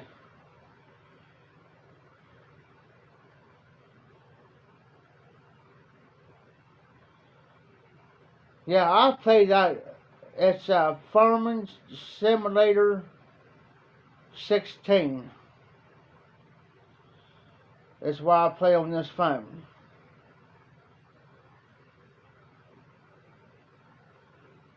But after a while, you buy all this, because see, on the Farming Simulator, you buy. It ain't like you buy. You got to farm the land to earn money. the more you farm, you start out with two fields. Okay, when the crop is ready to be harvested, you can harvest it and you can take it to wherever, and then to wherever it's got to go, you dump it and then out money.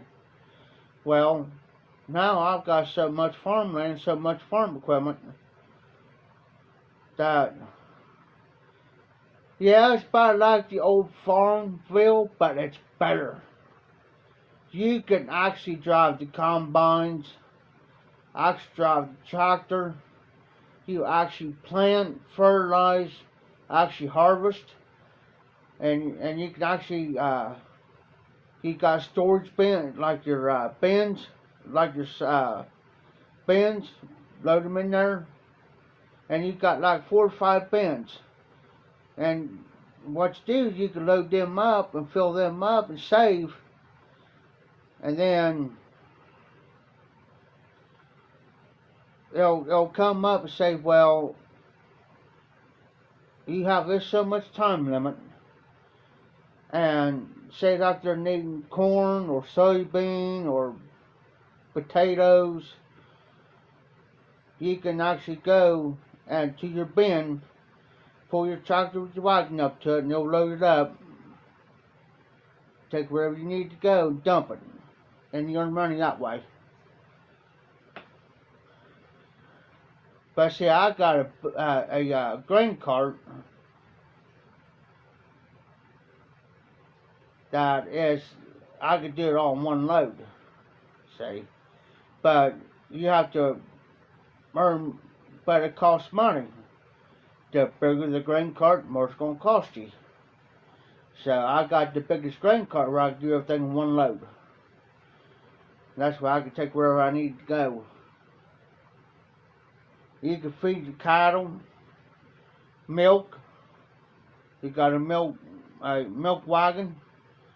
When that fills up, you can actually back up to it. Take where you got to take out milk to, dump it. You got a place for silage, and if you load a thing of silage up, you can take it over there. I can take hay over there, corn over to it, and it gives me money. I got to the point now that, man, I don't have a piece of equipment that's in there.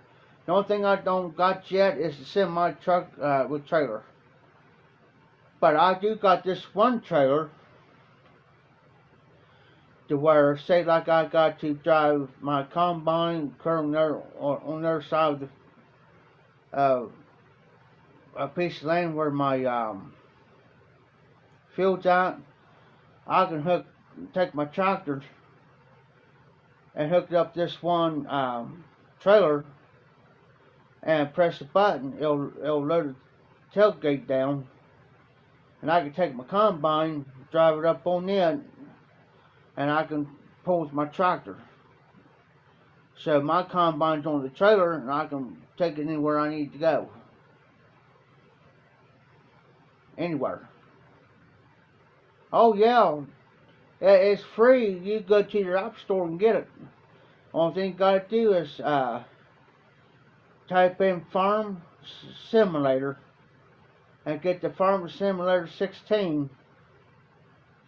But you'll start out with small equipment first. Then you can go in there and buy.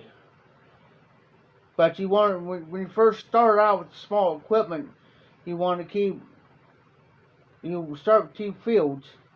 Then you can buy, and then when you work up enough to get more equipment, you can start buying other fields. It'll tell you, it may cost you, one field may cost you $70,000. This other field may cost you $100,000. Now the $120,000 fields, those are bigger fields. You see what I'm saying? Hold on, guys. I'm just checking my time here. Well, not my time, but my battery. But yeah, it's fun to play. That's why I like to get better system to where I can have it on the system where I can sit here and play it. See what I'm saying?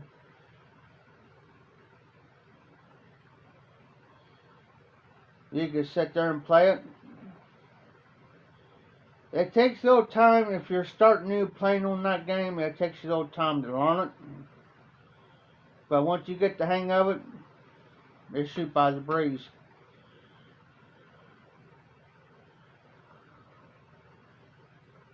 On that game there, man, I ain't even got a...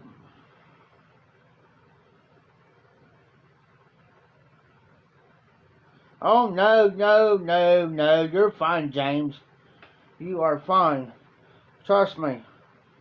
I got my battery charger. I got my charger right here close to me. Trust me. Trust me. I've done it before. You're good. You are good, brother. But no, that's what I'm looking for. If I can get it, they got it at the store. Last time I checked over here at Walmart. But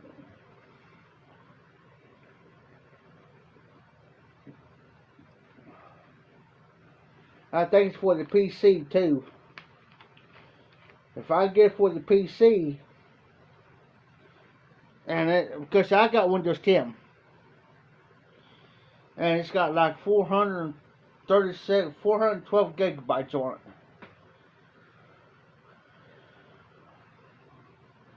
But if I could get that,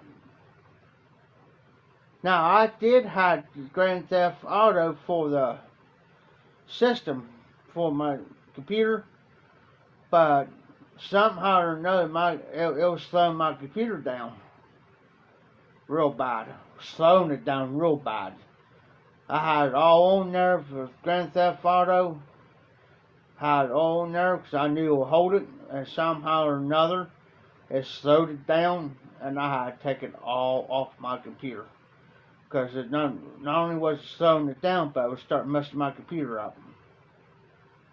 I said, oh no. Oh no.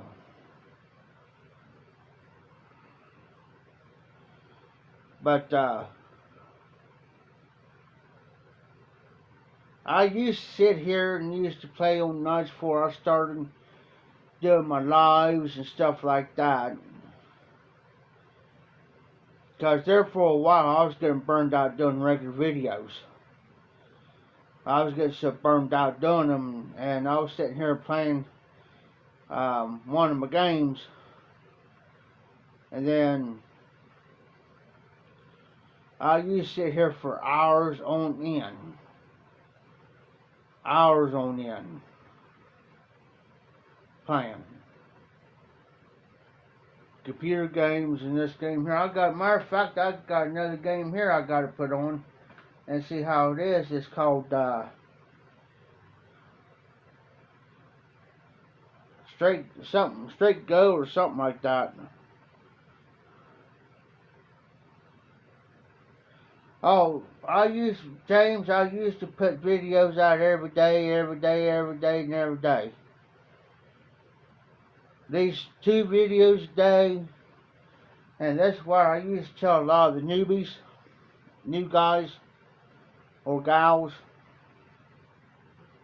that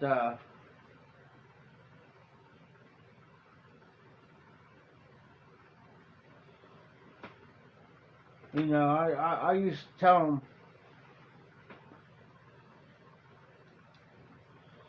that don't get yourself burned out doing videos.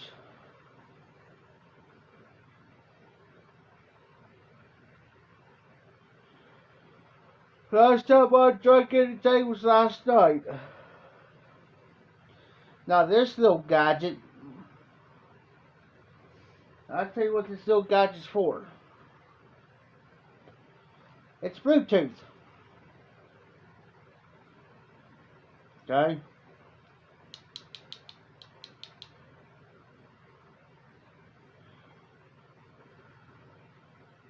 And what this does,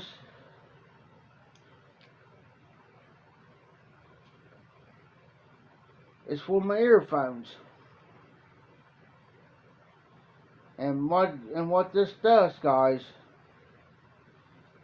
is I can Bluetooth this to my phone, to this phone here, and and my phone's sitting right here. I'm over here. I can turn this on, and I can sit here and say like James videos. I can sit here and listen through these earphones, and this Bluetooth to the phone, and I can clip this thing anywhere, like here. I can clip it there, or anywhere on me, and I can sit there and listen to James videos without even having to hold my phone or whatever. I can listen to this whole thing. I got this off the auctioneer down here, and he told me, he says, Jeff, he says, if it works, charge it and see if it works. If it works, sell it. If you don't, keep it.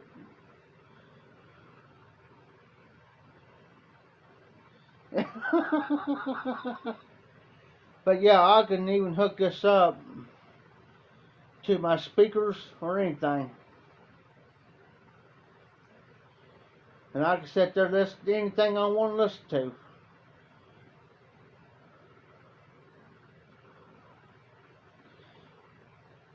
I can even set this, my phone right here on my desk, and I can step outside. Or I can listen to my music or anything through this little thing. Crazy what they can come up with anymore. I can even hook it, if I wanted to, guys, I can hook it up to this phone, my regular phone.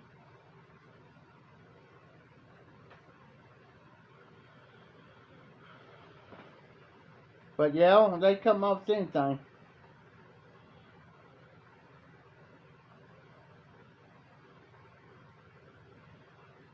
I mean, I can even talk to some, say like you call me, I can plug these in and I can sit there and talk to you, hands free.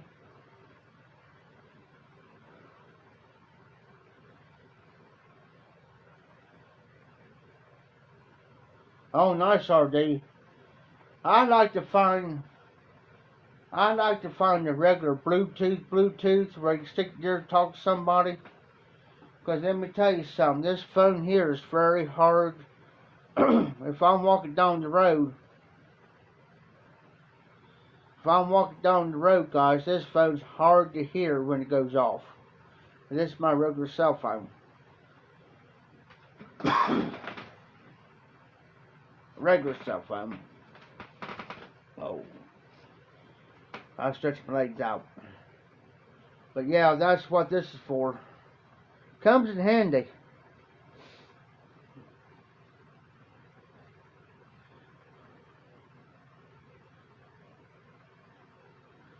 That ain't bad.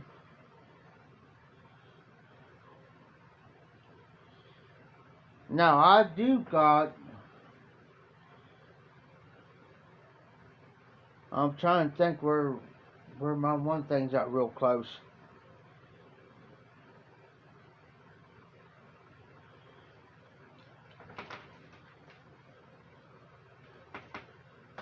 Hold on, I think I know where one's at. Hold on.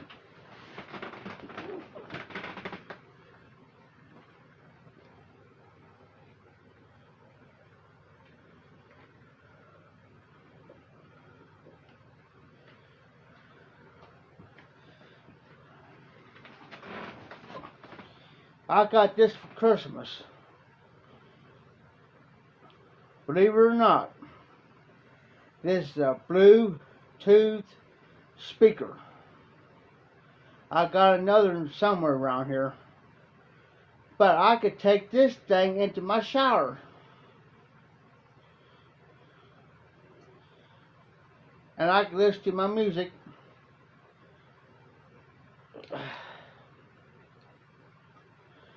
I'll see. see here. Now it's on.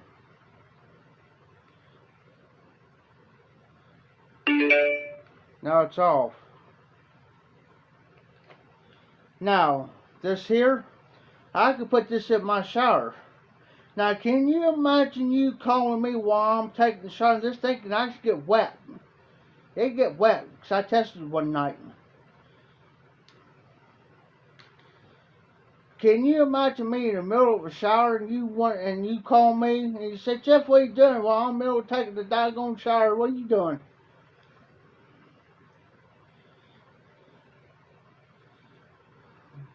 I got this for Christmas. I got this one here.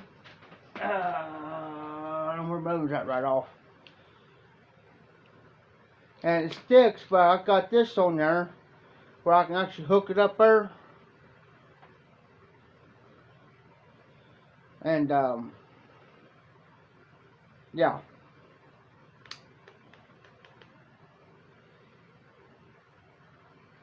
Real neat.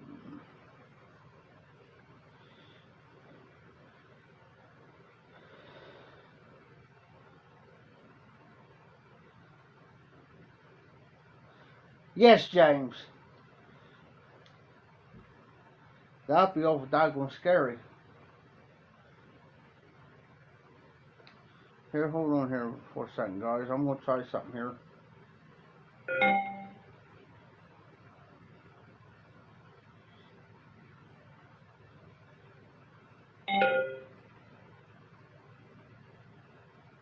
I think I actually hooked up this phone here. Sure did.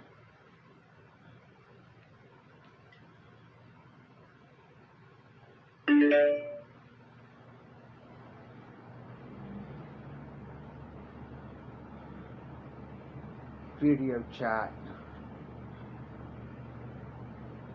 Oh, the video chat's off.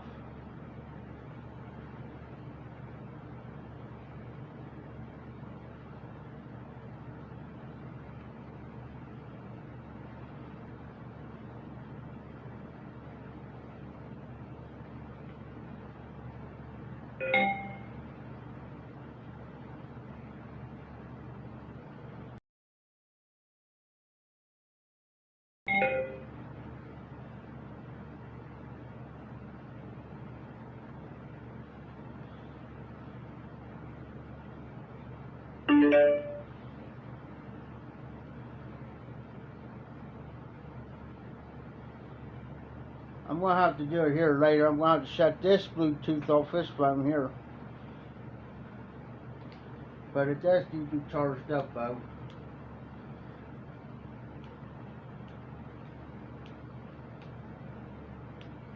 But yeah, I can listen to my music, talk to people.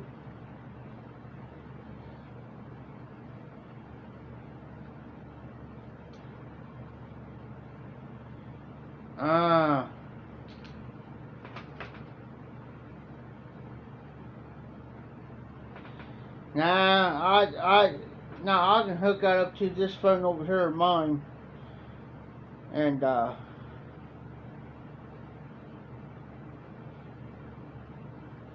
I was talking to this chick earlier tonight. She's off her rocker. Off her rocker.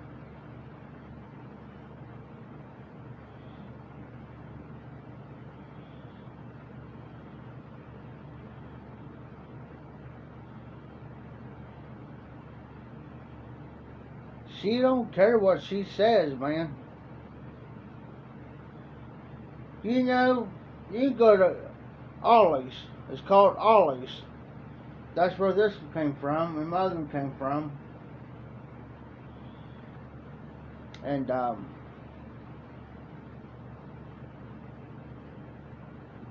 they're real nice to have.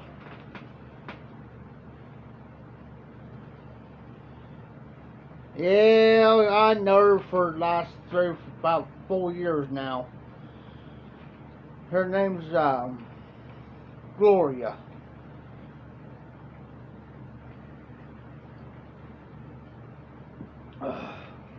She's one of those type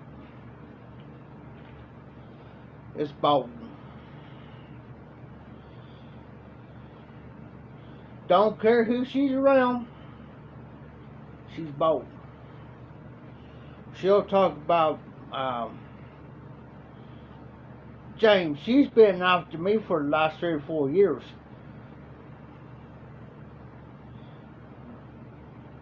Well, she's more than off for a little rocker there all day. A little bit more of a rocker.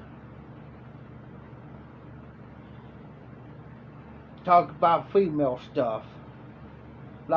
Just like we all need to hear it. Like, okay, you need to quit.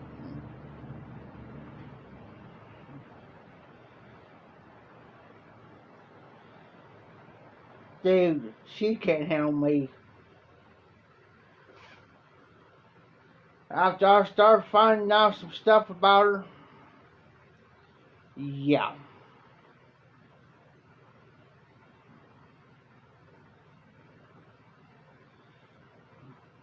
Dude, man, if she had a one night stand with me, yeah, it'll be over. I'll never hear the end of it.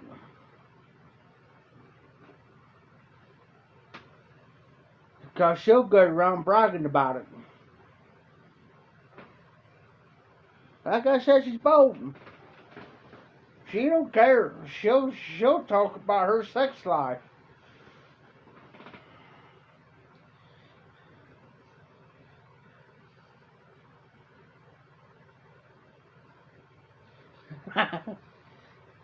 RD, seriously, she's one of those type, man, that will talk about her sex life.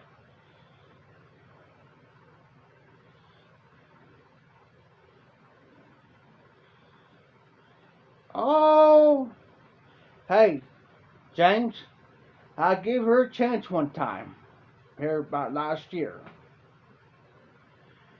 Then she starts telling me, well, I'm still with this guy over here. I know this guy. Well, then she started talking about, her ordeal. You know how some people are talking about the sex life, right? And that's all I'm going to say about that. But anyways, she started telling me about 3 or 4 other guys. They say what? Say what? I said, oh no, I don't play that game. In other words, she may have me one night, she may have this other guy the next night, this other guy the next night, maybe this other guy this other night, and then come back to me. It's like in other words, she's like a doorknob, everybody gets turned. No, I don't play that game. This ain't high school. And she's like 61, and you're still playing high school games? Come on. You're 61 years old and you still want to do, yeah. Go on. Then she had enough balls or gall to go tell everybody that me and her was good, and I never said one word to nobody. Exactly, RD. And I never touched her. Never once touched her. I started finding out all this stuff.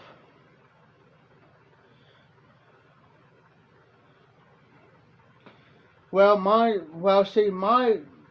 door handle. Excuse me. My door handle is not a knob. It's a handle. And so she started telling me what was going on, what she was doing, right? And I said, and then she's going around telling everybody. I haven't said nothing to nobody yet. Because I told her from the jump, I said, I'm going to tell you. And she didn't tell me at first what she was doing. So I told her, I said, look, let's start, because I'm one of those type of guys, I want to take it out slow, start to know you, start to see, You know, I'm going to start knowing you, start your personality. I'm going to watch your actions, body language, and so forth and so on. That's how I work. I just don't jump on the bandwagon, go hee-haw, and wham, bam, thank you, ma'am deal, and then go on. I'm not that way. And I told her, I said, don't say nothing to nobody yet until it's official that we're officially together. I said, we're not together. But I said, when the time comes, then yes. Well, then she started telling everybody. But it started coming back to me. So I had a guy come down to the auction house telling me all about it. And then I started finding out from 2 or 3 other people. So then I kind of said something to her about it. I said, now look, now I told you not to go around telling her, but we're not fishing together. I said, I told you. Well, I thought we were, the way she talks. I said, no. I said, I specifically told you. I said, I want to take it nice and slow so I'll get to know you and everything.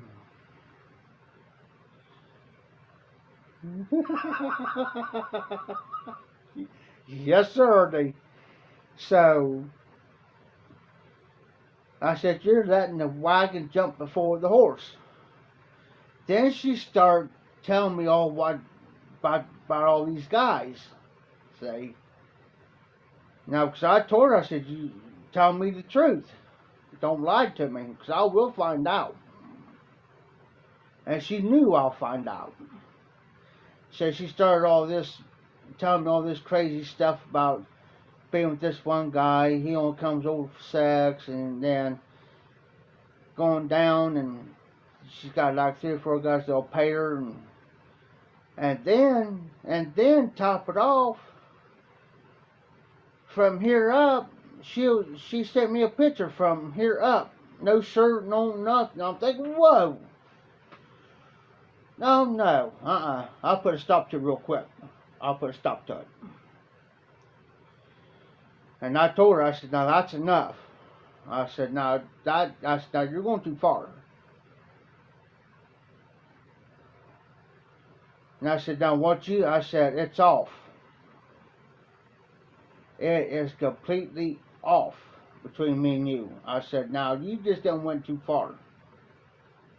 I said, now, number 2, what you need to do is you need to go tell whoever you told that you was me, that we're just friends. Because I said, I haven't said nothing to nobody.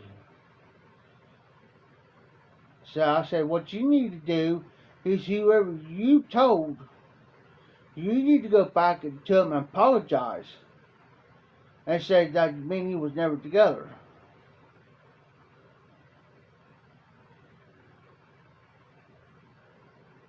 Thank you, James. Thank you. And that's what she did. From here up, man. Nothing else. She didn't show me nothing else. Just from here up. And I'm thinking, no. I don't play that game.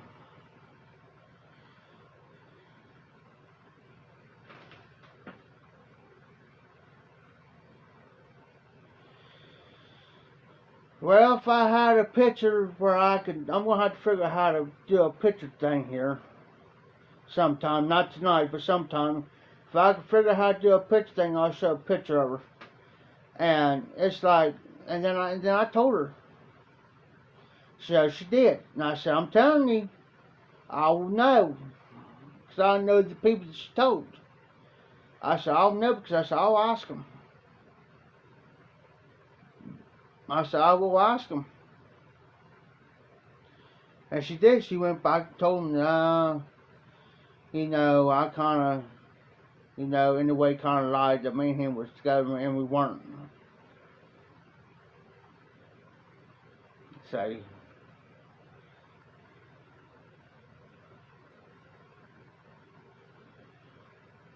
well, except for one guy.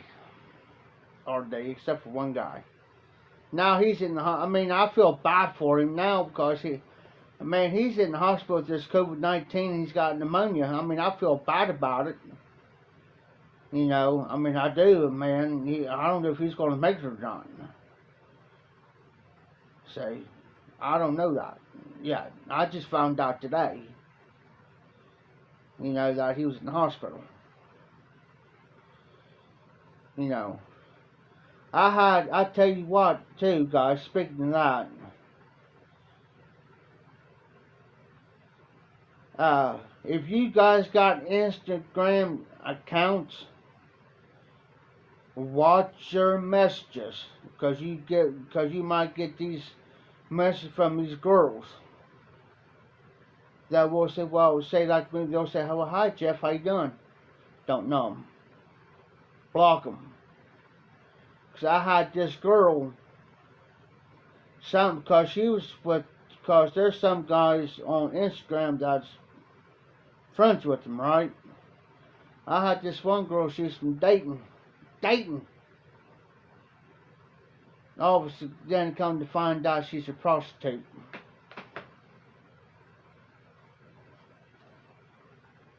And the only thing she asked me was, there's one word she said, and I put two and two together real quick. So, you got condoms? And I put two and two together real quick on that. And then she started telling me, well, I charge this for this, I charge this for this, charge this for that, and bye.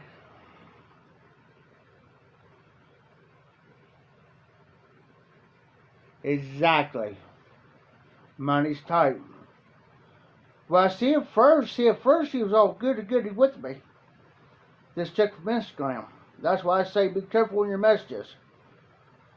You might get a request. You might see up in your right-hand corner request like 4 or 5. Watch. Block them. If it's females, block them. Because I call them night owls. Exactly. And just like this girl here that I was talking about. She's sex crazy. That's why she kind of put it in.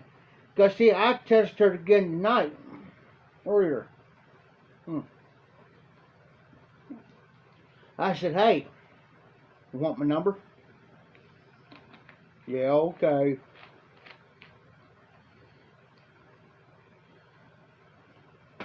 Well, see, this girl here that I was telling you about a minute ago, she draws a check.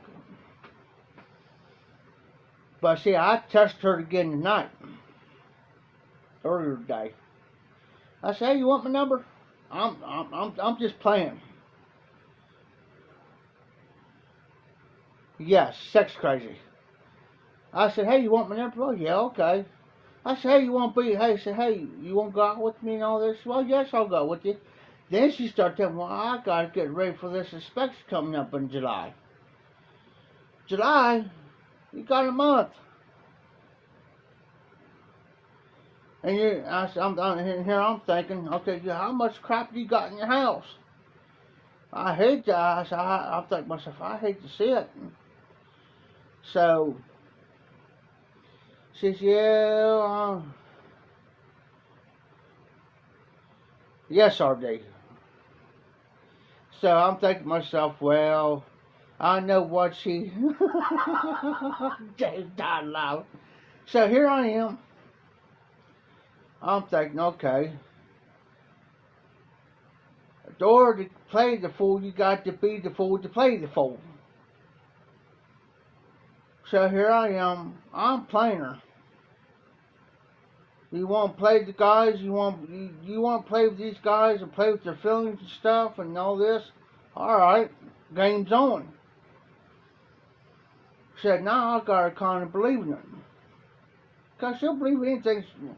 Side part, I mean, I feel bad for her, and I really do.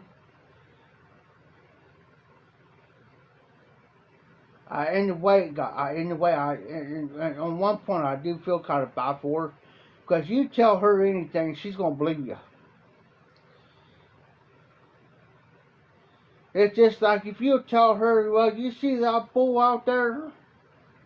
He'll come over this electric fence over here and piss on it, and he won't get shocked. She'll believe you.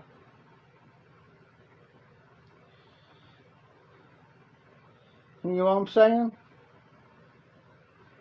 That part I do feel bad about.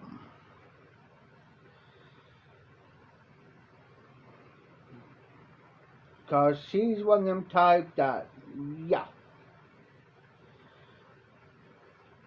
You know.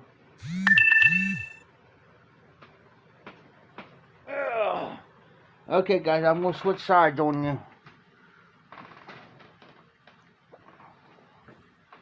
Let me turn this up. Let me plug in here. There we go. Yep, she's just one of them type that is just, yeah. Like my daddy used to say years ago, she'll screw a steak with somebody holds head. That's my dad's old saying.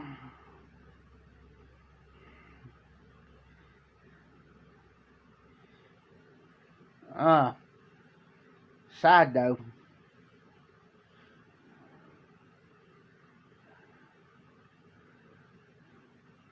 In other words, RD, here's my translation to that. She will screw a snake if somebody holds its head. That's my translation for you. Side note.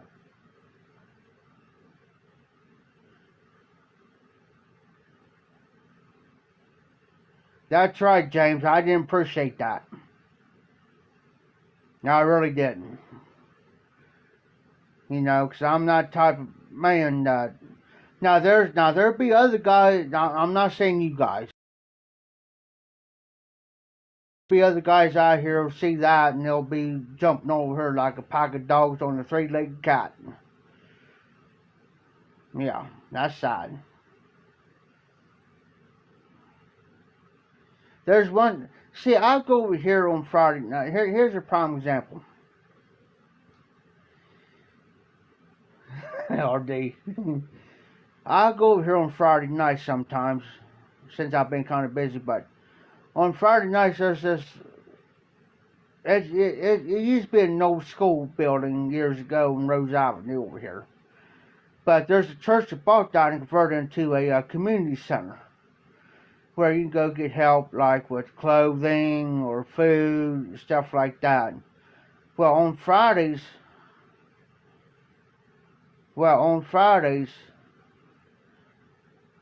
she, you know, you can go over and eat on Friday nights. They'll give you a home cooked, you know, like a home cooked meal.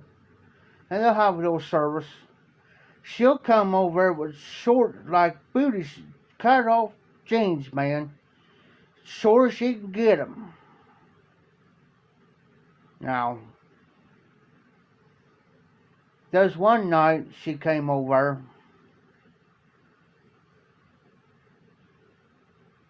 Only thing she was wearing them shorts, nothing, no underwear, no panties, no nothing. You could see everything in all her driblets. All of her driblets now, I'm telling you.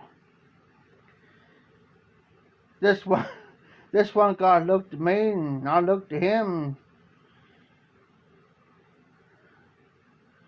oh, driblets, man.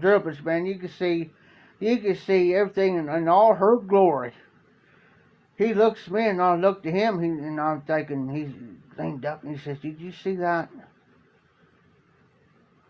I said, "In a way, yes. In a way, no." He says, "Watch." She says, "Watch." So she got up, went to the bathroom, come back in, and she sat down, and I was thinking, oh no. I shook my head and I leaned up. I said, that's going to give me nightmares for the rest of the night.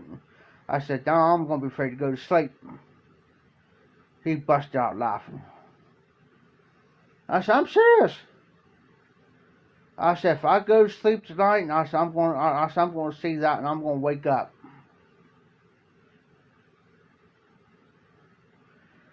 So it got to the point where it got so bad where everybody else,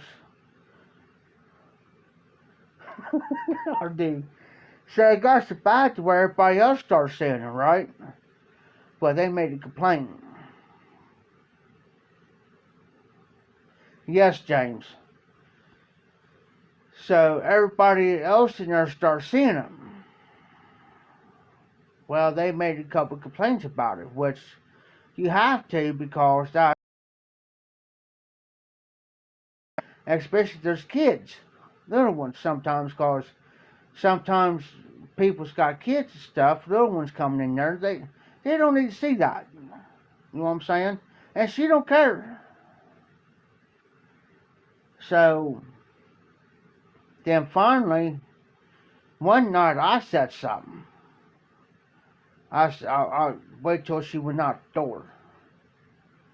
And I said, hey, look. I said, she's wearing them short shorts in here. And to me, oh, I'm sorry.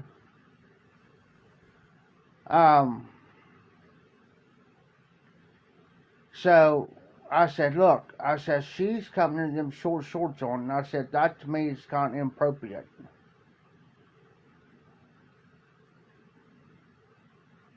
Okay, James. Yeah, I had to move my phone this way a little bit. There we go.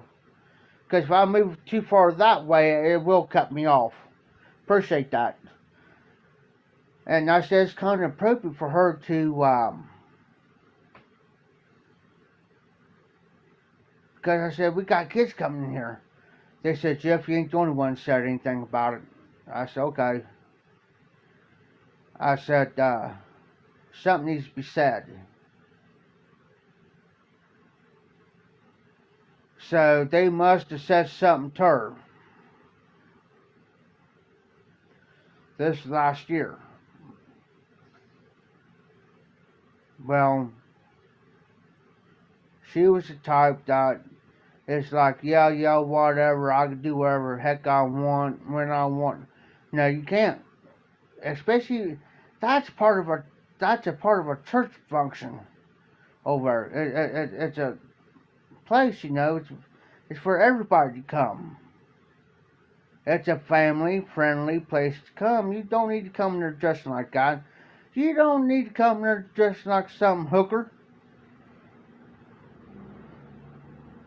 Well, you don't need to come in there dressing like a $2 hooker. If you want to dress like a $2 hooker, go stand out there on the street corner somewhere and get it. Don't come in there dressing like that. Okay, RD.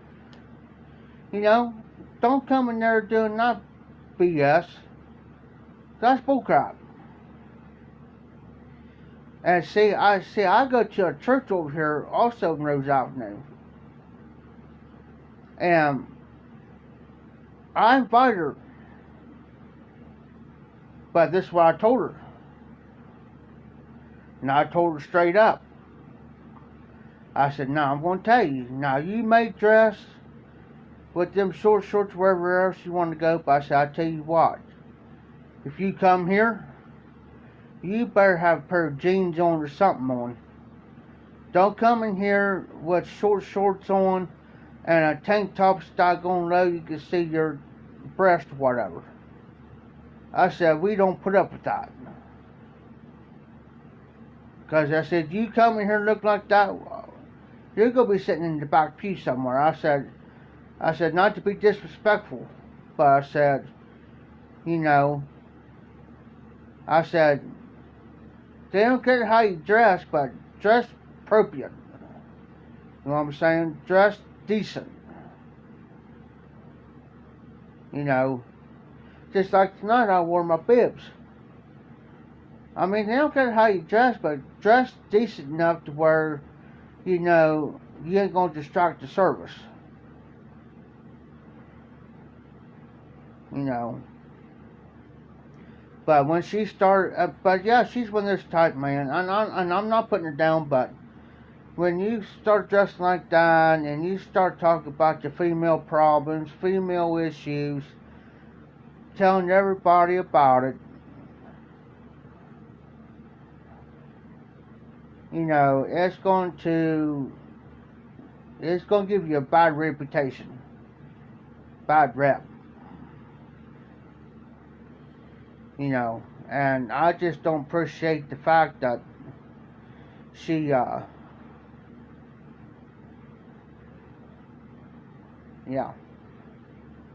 Like I said, I don't put up that type of stuff with people, you know. Are you still there, James?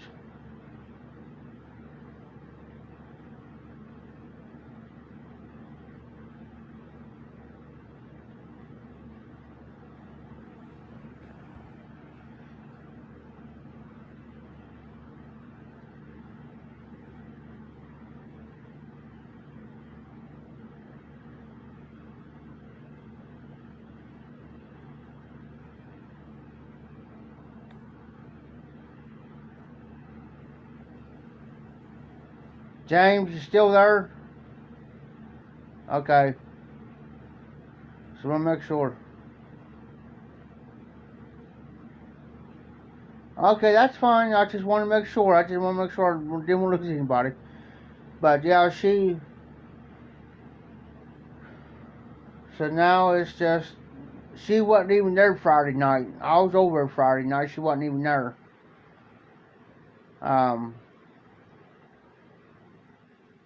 I don't know why. I don't know if something got said, or she got into somebody over there, or something got said, or...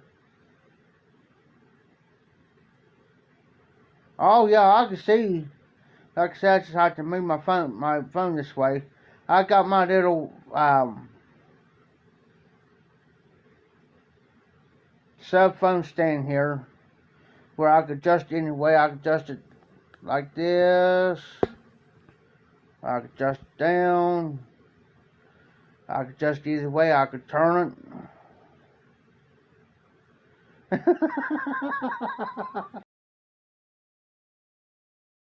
James, I'm telling you, anything can go. It's an open book. Anything can be said or done. Trust me. You'll have more fun in here than anything. Anything can go in this live stream. But yeah, I mean, I'll tell you another prime example. I was in middle school, and I was in this program called OWA, which is a work program. I get out of the last two periods of class, the last two classes I get out of, and I made, you know, you have a choice to be a custodian or do this, that, and the other. Well, I was a custodian, but I was getting paid $15 a week. So that means I cleaned the middle school.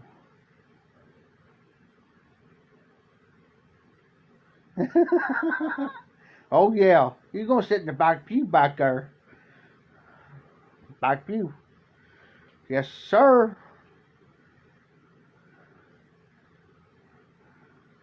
Because you might never know, she might accidentally spread them legs and make half of us pass out.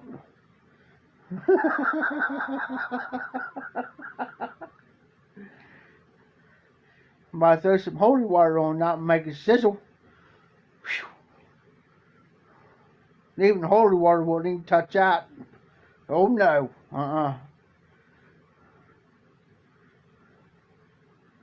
Yeah, she'll be like the Wicked Witch of the West in the Wizard of Oz.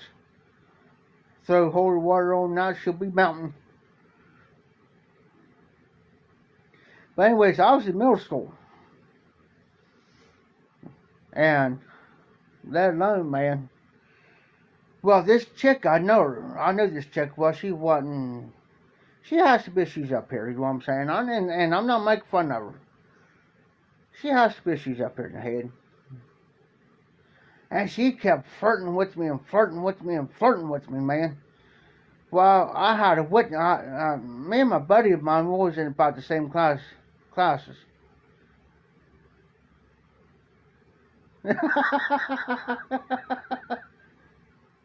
Is that the fish or is that you? Here, let me smell.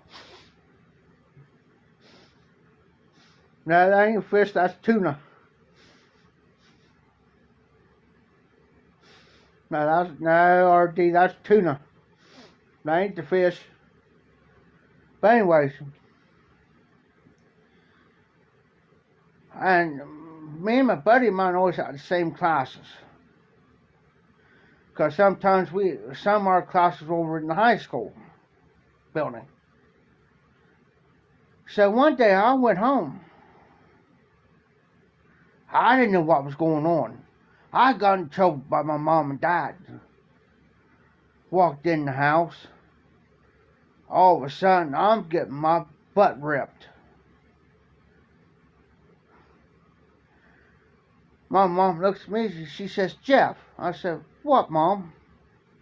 I didn't know what was going on. She says, I received a phone call today from so-so's mom. Thinking, what are you talking about?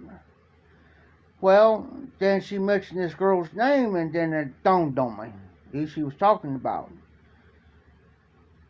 Well, she says, well, her mom says you was all over her, kissing her, hugging her, kissing her, and everything. I said, no, I wasn't. Mom, I was not. I said, I got witnesses. I said, Mom, I said, I even got a couple. I said, I got a friend. I said, I got a buddy of mine. And I said, I got several teachers. Can prove to you that I have not touched this girl one way or the other. And I got proof. She says, well, who you got? And I told her who my friend was, and I told her a couple of teachers. It got so bad that I had to avoid her. Which means I had to go through the gymnasium doors, cut through the old gym, just to get to my classes. And I had a buddy with me that did it. And then I explained, so I told a couple of teachers what was going on. So my mom went up there the next day and talked to a friend of mine, one-on-one by herself. He told her the same thing I told her. She went and talked to a couple of my teachers, and they had to explain to her and said, yeah, he told us what was going on, that he had to avoid. He had to come in, he had to cut through the gymnasium doors, come through the old gym to just come to class.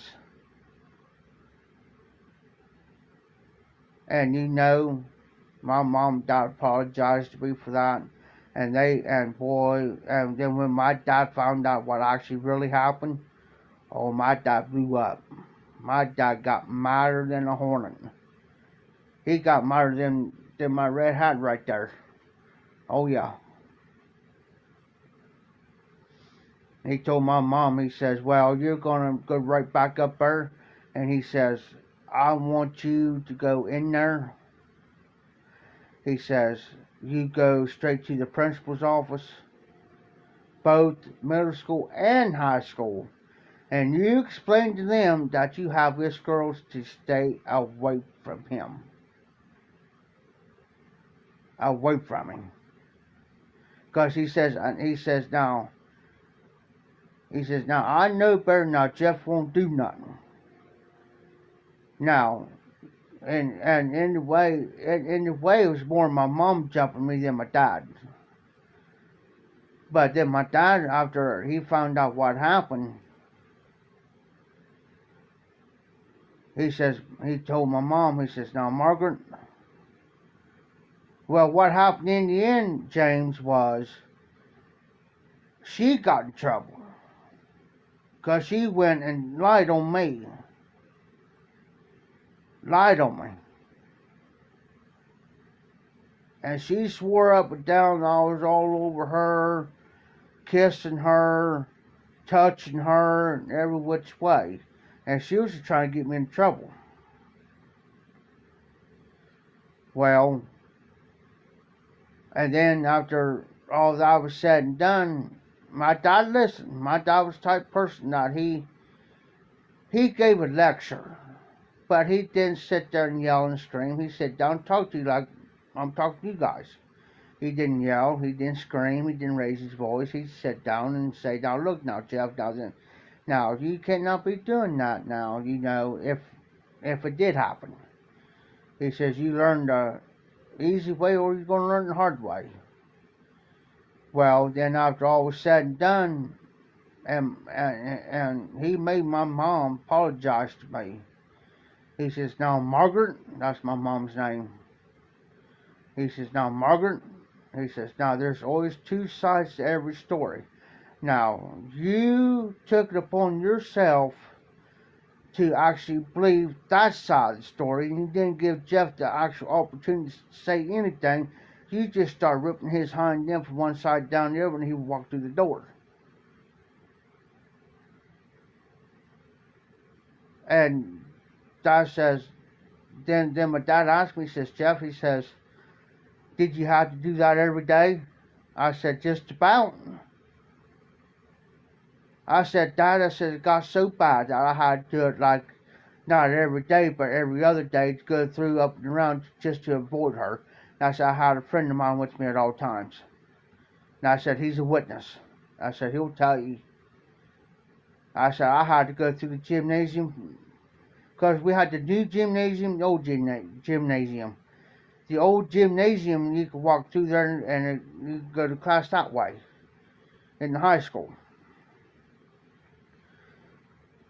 So I don't know what was all, but she got in trouble for it. But I don't know what happened. And I even told my mom what class that she was in about every day. She was in this special.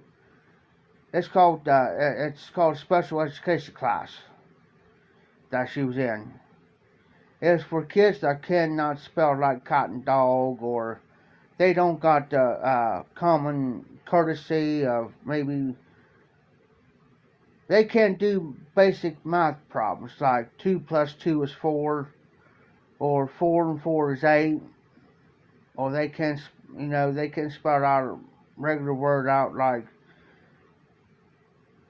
in other words, they can't spell like James's name, or they can't spell the word breathe or something like that.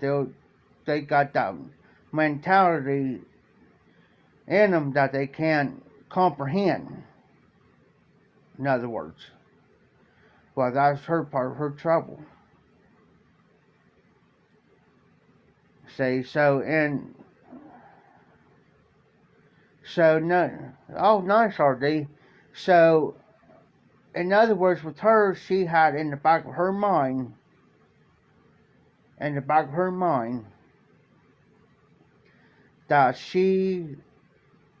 me and her was together, that I did this and I did that, and so forth and so on.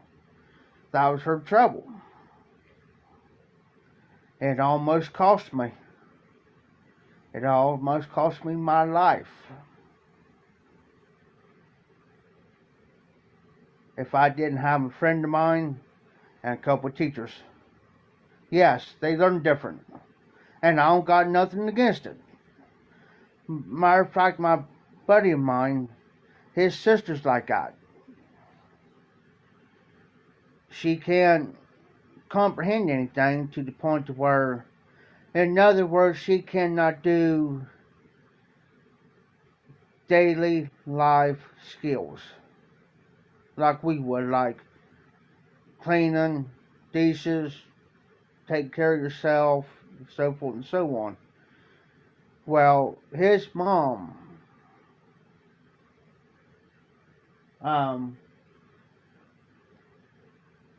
jumped her. I jumped her several times because she was so hard on her. This what got me, and this is where I went off on her. She had a spray bottle of hot water around, right? And she's a slow learner. She was trying her best to do her homework.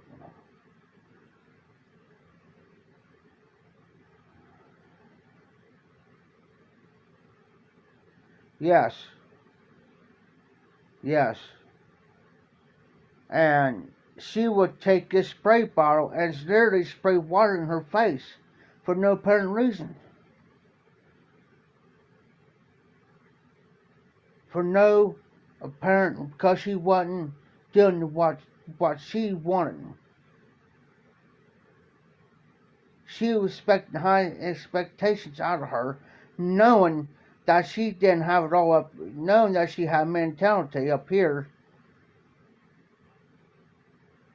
and she's got trouble learning, and you're going to spray water in that girl's face? Oh, no, we ain't going to go there. So one day I happened to walk in when she done it. And I looked at her, I said, what the heck you think you're doing? What are you doing?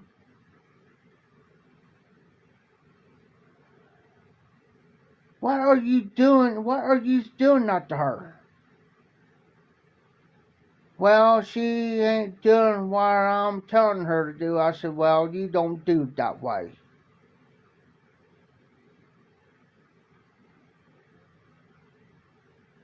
I said, how would you like me to go out here? And that's what I told her. I said, how would you like for me to go out here and get me a spray bottle, fill it full of gasoline, and spray it on you, see how it feels? You wouldn't do it. Oh, you said I wouldn't do it? I said, watch me. So I looked around and found me a spray bottle, went out there and filled that circle about half full of gasoline. Put the knob on there and I make sure it sprayed out real good. But I kind of diluted it a little bit with some water, because I know what gasoline can do to a plastic bottle. Oh yeah. So I put half and half. Shook it up real good. Walked in the house. I said, you see this? It's mixed half and half. I said, half gasoline and half water. I said, spray her one more time. Spray her one more time. I dare you. I said, I would not hesitate to spray this on you. Try me. Spray her one more time. And I kept it on me too. And I kept it hidden, where nobody knew where it was at. And I said, now. I said, she says, well, and then before I walked out, she said, oh, she says, if you do, she says, I'll have you arrested. I said, yeah, you do that, so I'm calling Children's Services. I said, it works both ways. Then, on top of that, then I started finding out that she was stealing her dad's money. On top of it. I didn't know this until after I left down there about a week later, about 2 weeks later. Taking out, and then come to find out, because he had a home health nurse come in, and me and her was good friends. And she says, Joe, she says, you know, she got in trouble, didn't you? I said, do what? Yeah, she stealing off his money. She put him down there in the nursing home. Now he's planning on losing the house, because she took off his money and shipped him over this guy overseas. And then by the time she was getting caught, she marries this other guy and they head for Florida. See? She's got out of town. And then, on top of that, she was accusing me of stealing a .22 pistol. A .22. It was a pistol. And she swears up and down that I took that pistol out of that house and brought it in town, and I got it hid somewhere. No. I said, I'd never steal nothing. I said, I wouldn't steal that pistol for my life of it.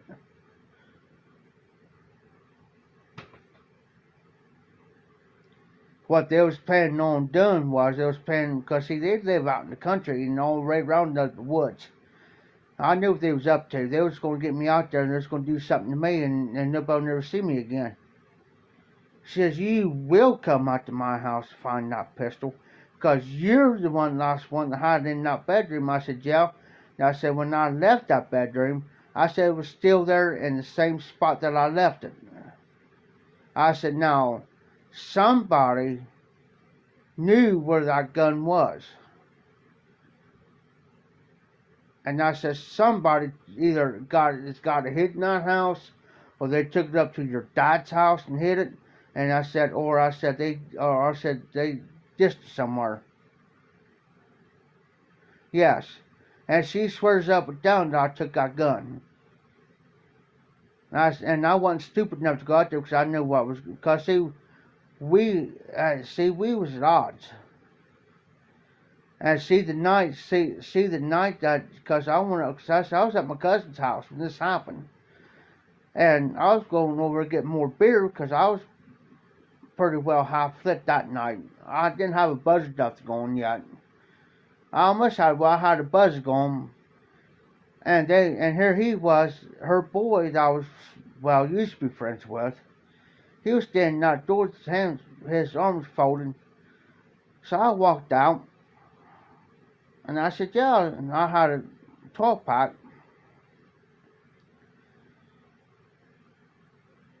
And I happened to look over my shirt well, because my buddy was behind me. And I looked over. I said, hey, can you guys do me a favor? They said, yeah. Watch this beer for me, would you? Because I said, somebody's going to get a butt whooping here in just a minute. They said, yeah, we got you. Looked at him, I said, yeah, what's up? They started talking about that gun. I said, I'm not going back down. I said, and this guy was sitting there. He says, yeah, you're going to go down. I said, dude, I'm going to tell you one thing right here, right now, buddy. I said, I can tell you're not from around here. I said, where are you from? Well, I'm from Florida. Well, I said, I'm going to tell you something. You're in the wrong parts of the territory. I said, this ain't Florida. I said, number two, I said, you're in the wrong daggone town. I said, there's people around here who'll eat you up alive, son. I said, if you got enough balls to step out of that truck, come on. I said, I'll be a big enough man. Here's Troy over here. His boy's name's Troy.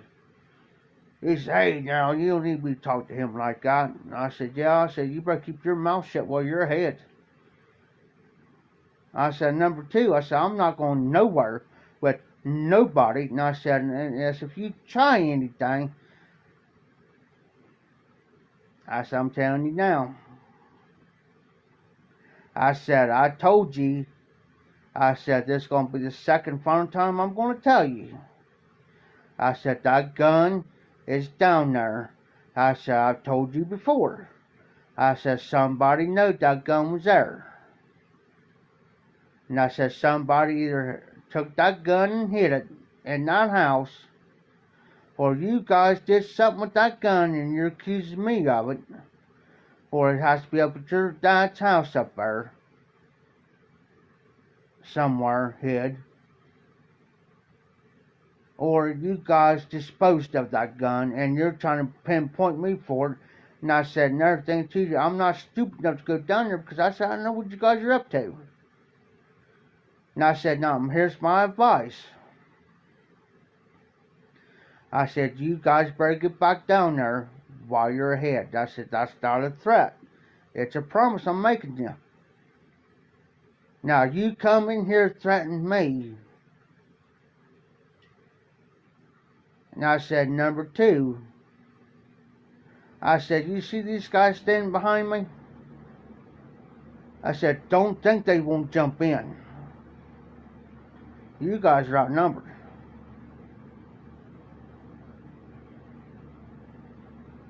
They said, well, where are you living at now? I said, ain't none of your business where I'm at.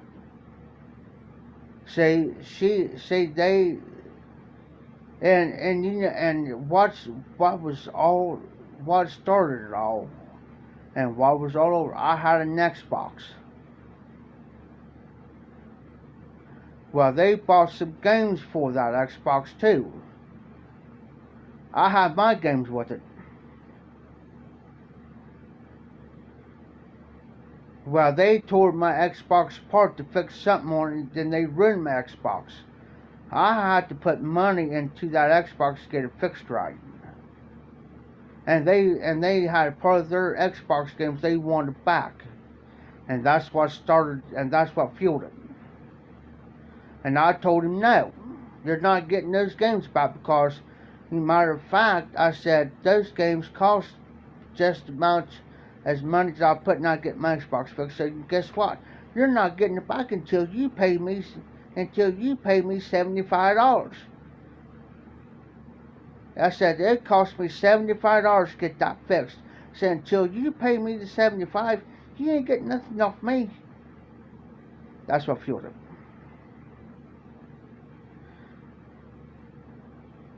Well, then I got his choice jacket, Hall State jacket. I used it one day. He says, yeah, by the way, you need to owe me that. You need to get my jacket, my Hall State jacket. That means a lot to me. My grandma got me that. And I said, well, I tell you what. I said, I'll tell you what I'm going to do for you. I said, how about you want that jacket back? How about you want it? I said, I know where it's at. It's not here in town. I said, I know where it's at.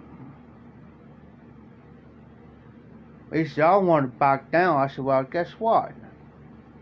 You ain't getting it. What do you mean you ain't getting it? You ain't getting it. That's part of the payment for, I said, I'll tell you what. That's part of the payment for me for fixing my Xbox. That's a $50 jacket. I had it priced. Now, I got a guy holding on to it for me. I said, you pay me that $50 and plus the $25, you guys get your stuff back. But until then, it's mine. And I said, matter of fact, hold on. I pulled out the receipt. I didn't let them grab it, because I know what will happen. They'll tear it up. I said, you see this receipt? I said, here's the receipt that what cost me to get it fixed. I said, until then, you ain't getting nothing. Her ex-husband threatened to break my legs, and I said, yeah, touch me one time, you won't make it across that bridge. Touch me one time, you won't make it across that bridge. I promise you that. So then she says, well, we're moving in 2 weeks. I said, well, good. Good. Going to Florida? Yeah, good. Bye. See ya. Because there's a lot of people in this town don't want you in this town anyways. Then I found out here about a couple years ago that Troy and his brother Trent moved back up here to Tahoe. Got away from them. Got away from their mother. I just seen Trenton up here a couple months ago up here at Kroger's. He spotted me. He spotted me. Didn't say nothing. Because he knew better. Because he knows he knows not to say nothing to me. They thought, and that's how type of people they are. They got it up here, man. Crazy.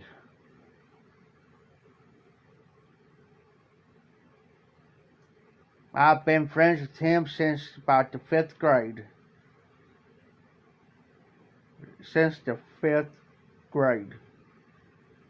And it boils down to it that they think that they they thought, then I started finding out. Went down to their house is trashed. There's a path. Clothes, trash. Her bedroom was so full of clothes and trash that you couldn't even, it was like a mountain. You couldn't even walk through nothing. Couldn't even walk in there. You couldn't even walk in the master bathroom. And I looked at her and I said, I don't see how y'all living like this. I said, this place stinks to high heaven. I said, you all are nothing but a bunch of lazy people. Filth. Filth. How do you guys live? I was taking care of my dad. See? And I said, I said, you're taking me back into town. I'm not going to stand down here and clean your guys' house. Help him clean. And I looked at them, I turned to him and his brother, I said, you guys are nothing but pure lazy. Lazy.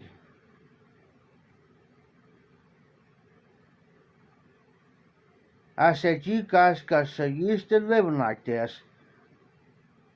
I said, I can't do it. I told her, I said,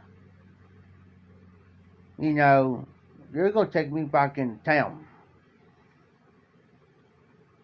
Because I said, I got to take care of my dad. I said, you got two choices. Either you take me back into town or I'm calling the sheriff.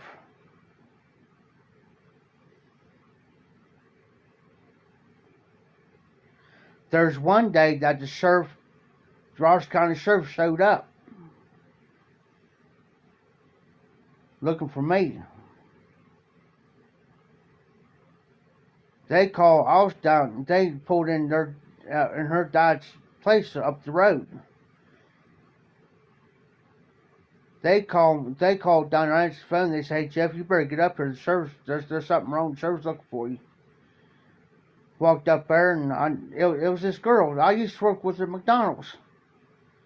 She looked at me, she said, hey Jeff, how you doing? I looked at her, I said, do I know you? She says, yeah, she says.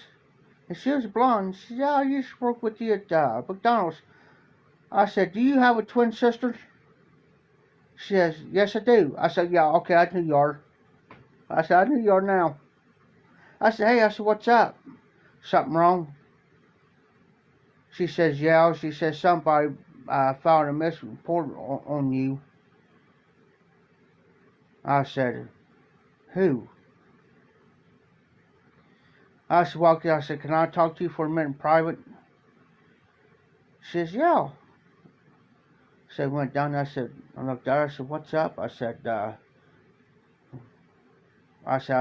my dad's in bad health. And I said, I told her, I said, my dad's in bad health. And I said, I've been trying to get back in town for the last 3 or 4 days. And I said, they refused to take me. I said, who was this? Well, at the time I was married. She says, your wife. I said, can you please I said, if you can't do it, can you make them take me back into town, please? I said, I've been trying for the last 3 or 4 days and they refused to take me back into town. She says, oh, really?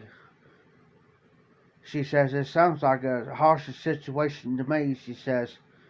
And I said, my dad's in bad health. And I said, I need to get back to him. I said, they're refusing.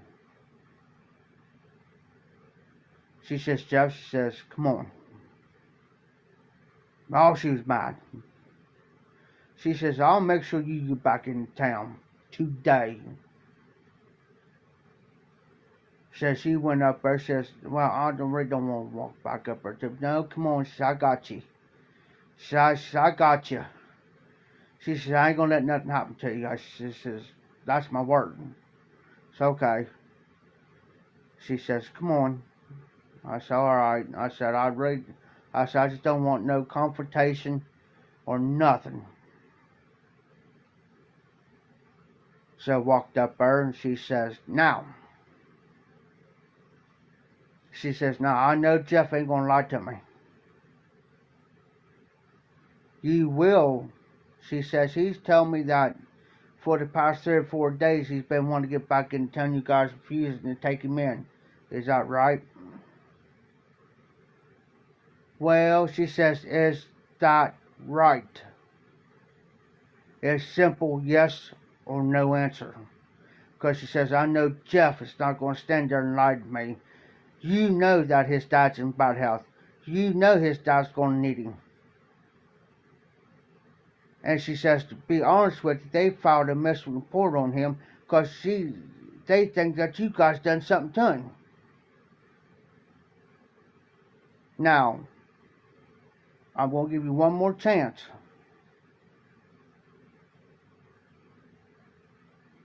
Did he or did he not ask to go back in town for the last 3 or 4 days? And you guys are refusing to take him back in town. Yeah. Well, guess what? He's going in today.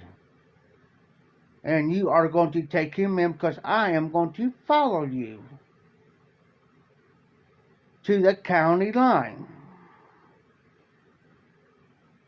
And she says, matter of fact, I will follow you to his dad's house.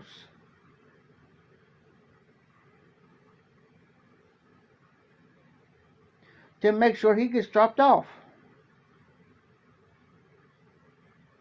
Because you guys ain't gonna me follow you to the county line and then turn around and not take to his dad's house. So I'm gonna follow. She did. And she says, you better not even do nothing to him. Don't touch him. Don't say nothing to him. She says, cause I'll tell you what, because she says, I'll know. And she looked at me and she says, Jeff, if they start anything, she says, you throw your arm out, throw your hand out there, and you motion me to let me know. Yes, ma'am. Followed them all the way in town to my dad's house and dropped me off. And before they did, I said, this is going to be the last time I ever come around you guys. I said, don't you dare ask me. And they didn't. Went to my dad's house. I got out. And I told him, go on. And she pulled up. She says, you alright? And I said, yeah. She says, your dad, she says, I'm going to sit here for a few minutes. She says, is Dad in there? I said, yeah. I said, I'll be right back. So I went there and checked on him. He walked in, my dad's. Because, yeah, I was working at McDonald's there for a minute too, you know. So, went in, and my dad says, oh, Jeff, you alright? And I said, yeah, I'm fine. I said, hey. I said, Dad. I said, there's this deputy out here. He says, there is. I said, yeah. I said, I explained it to her. Yeah, I got my meals for free. Because I was on maintenance. I said, yeah. I said, she's out here. I said, she's wanting to know if you're alright. He says, well, yeah, tell her to come in for a minute. It's okay. So, walked back out. I said, hey, I said, you got a minute? She says, yeah. Why? I said, Dad, Dad will see you for a minute. She says, alright. And she was a total sweetheart. And so she parked the car, got out. She said, come on. I said, you don't have to be nothing to be scared of. I said, Dad's one of them type of people that, yeah, I said, he'll talk to you like he knows you for years. So we walked in. I said, Dad, I said, Here's the deputy. I didn't tell him it was male or female. I didn't tell him. She slowly popped her head around the corner real slow. Dad looks, I had to laugh. Dad says, what are you people around the corner going slow? Come on in here. She said, you don't have to worry about nothing in this house. I was standing there laughing. He says, hey, he says, I appreciate you. He says, I already know who did the report, but he says, hey, he says, I appreciate you for doing what you've done.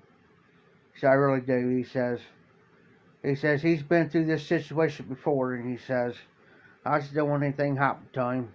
She says, oh, no worries. She says, I know him. She says, we have trouble with it before.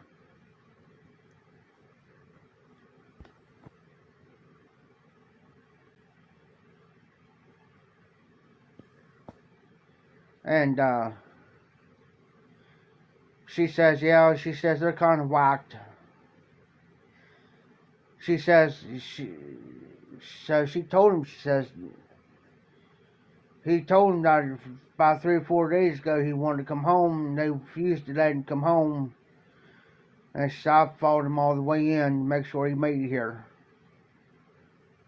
And she told me, and she even told me, she said, don't you dare go back down there. And then it come to find out, she lived right down the road from him. A couple houses down on the left. Now, I didn't know that until she told me. And I said, yeah, I see the service crew sitting down there on the left-hand side down the road there from her dad's house. Yeah, that's where I live. She says, yeah, that's my cruiser. Oh, Yeah, her and her twin sister used to work at McDonald's a lot before she became a service deputy. Yeah. Crazy. I mean, I've worked with, so that incident, and then led up to all this, and then they moved down to Florida and stuff like that, and hold on, guys, I'm going to plug you here, since there's no juice. I'll sit you back over here.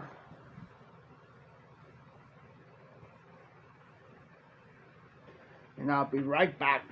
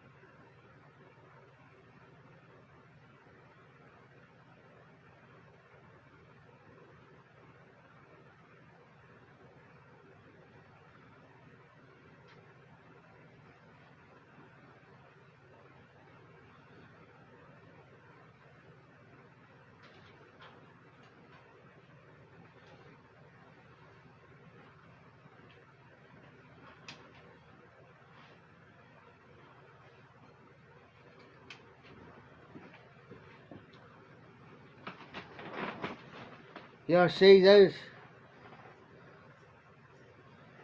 Yeah, is anybody else in the house? I think I don't know if James is still yet or not. But yeah, man, I used to have some crazy predicaments back in the day. There we go. Yeah, I have some crazy predicaments, man. I've been in some wild situations. My first ex-wife, man, her guy was nuts. Lived back in the boonies, man. And I was planning on moving to Circleville. Yeah, Circleville, Ohio. 'Cause I had a better job offer, right?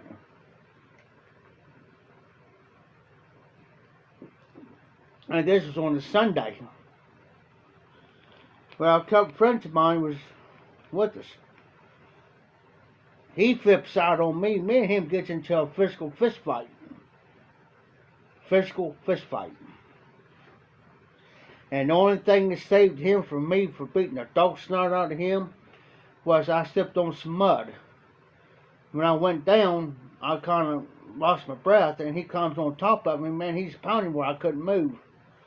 Well, they got him off. Man, I had a busted nose. My head was busted open. Busted nose, busted mouth. And then he threatened he was going to kill me. Well, there's the house full of guns. Well, they take off. At the same time they take off, they call my dad. And at the same time they was calling my dad, they was called the sheriff. Sheriff comes out. They asked me what happened. And I said, the only thing I was doing, man. And there was like 4 deputies. And these are big boys. They wasn't these little short, I mean, these were big guys. I mean, this one guy, his arm was probably about that big around, man. He had some muscle in him. And I said, only thing, and they explained to him what happened. Well, they wanted to make sure they heard it from me. So I told them, they said, yeah, we already know. I said, huh? I'm sitting there and I'm still kind of shaking it off and I'm scratching my head. I said, huh? He says, yeah, so-and-so told us what happened. I said, yeah, I said, the only thing I was doing was planning on moving. I said, he flips out. And I said, he was on top of me. I said, you see how I am? I said, I couldn't defend myself. And I said, here's half their family standing around and let them done to a point. And then I said, yeah, and I said, they heard me out here. I said, that cocksucker up there was threatening to kill me. And I said, there's guns in that house. And I said, he was threatening to kill me. Here's my ex-wife and her mom. Maxwell, please don't have him arrested. He's going to cause mom have a heart attack. And I said, he should have never done what he done from the jump. When they went towards him, 4 of them, they took out their batons out. And they were short, right? And they went, psh, that circle went from this here to about out to here. Out to here, man. It was them batons that are the gospel type. And they whipped this, psh, they went from this to this. They had them out, and plus they had their hands on their guns. They walked up to him. This one cop, he came back, he looked at me, and he was checking me out, and he says, Jeff, he says, do you want to go get checked out and make sure you're alright? I said, yeah. I said, I better. I said, just be on the safe side. I said, I don't want to say no and then something happens.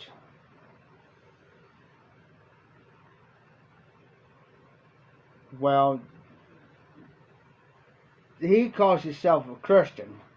About this time, the pastor shows up of the church. He asked what happened. Told him. I'll go get checked out. I guess he got from the congregation, told the whole congregation that he was sorry and this, that, and the other. Then I found out that I wasn't allowed to be around him. They got my car. They filled my car full of gas. Turned around, bought me something to eat. This come from his wife.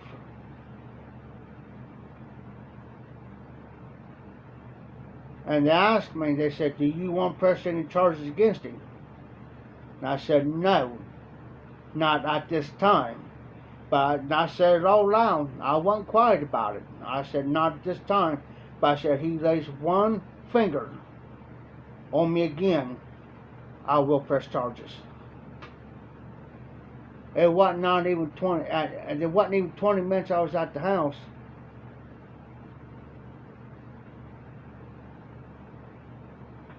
Alright, RD, I appreciate you coming in. Great to have you. It's always a joy to have you in live streams.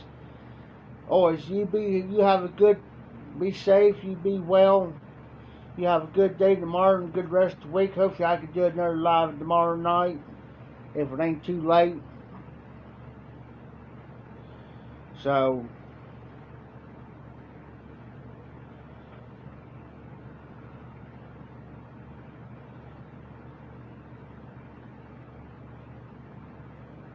oh, I understand that.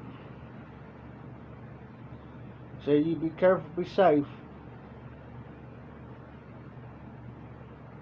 Is anybody else up in the house? James? You still around?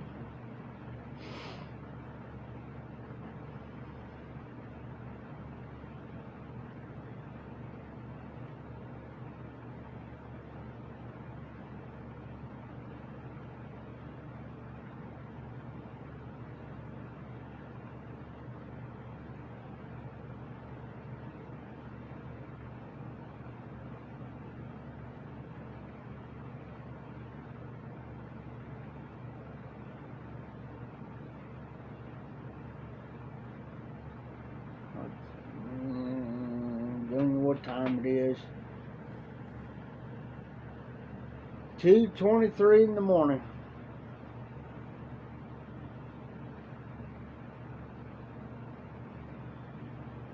Alright guys, I'm gonna get off myself.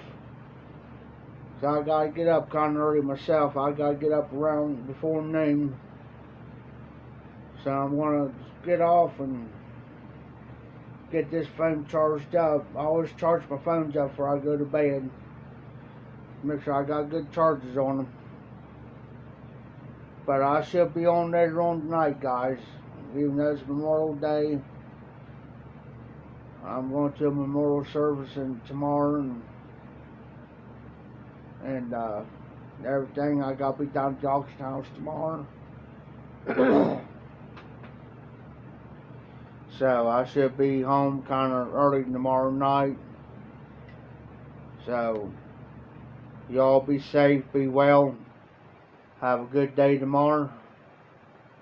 And we'll pick it up from there. I should be on around about 11:30.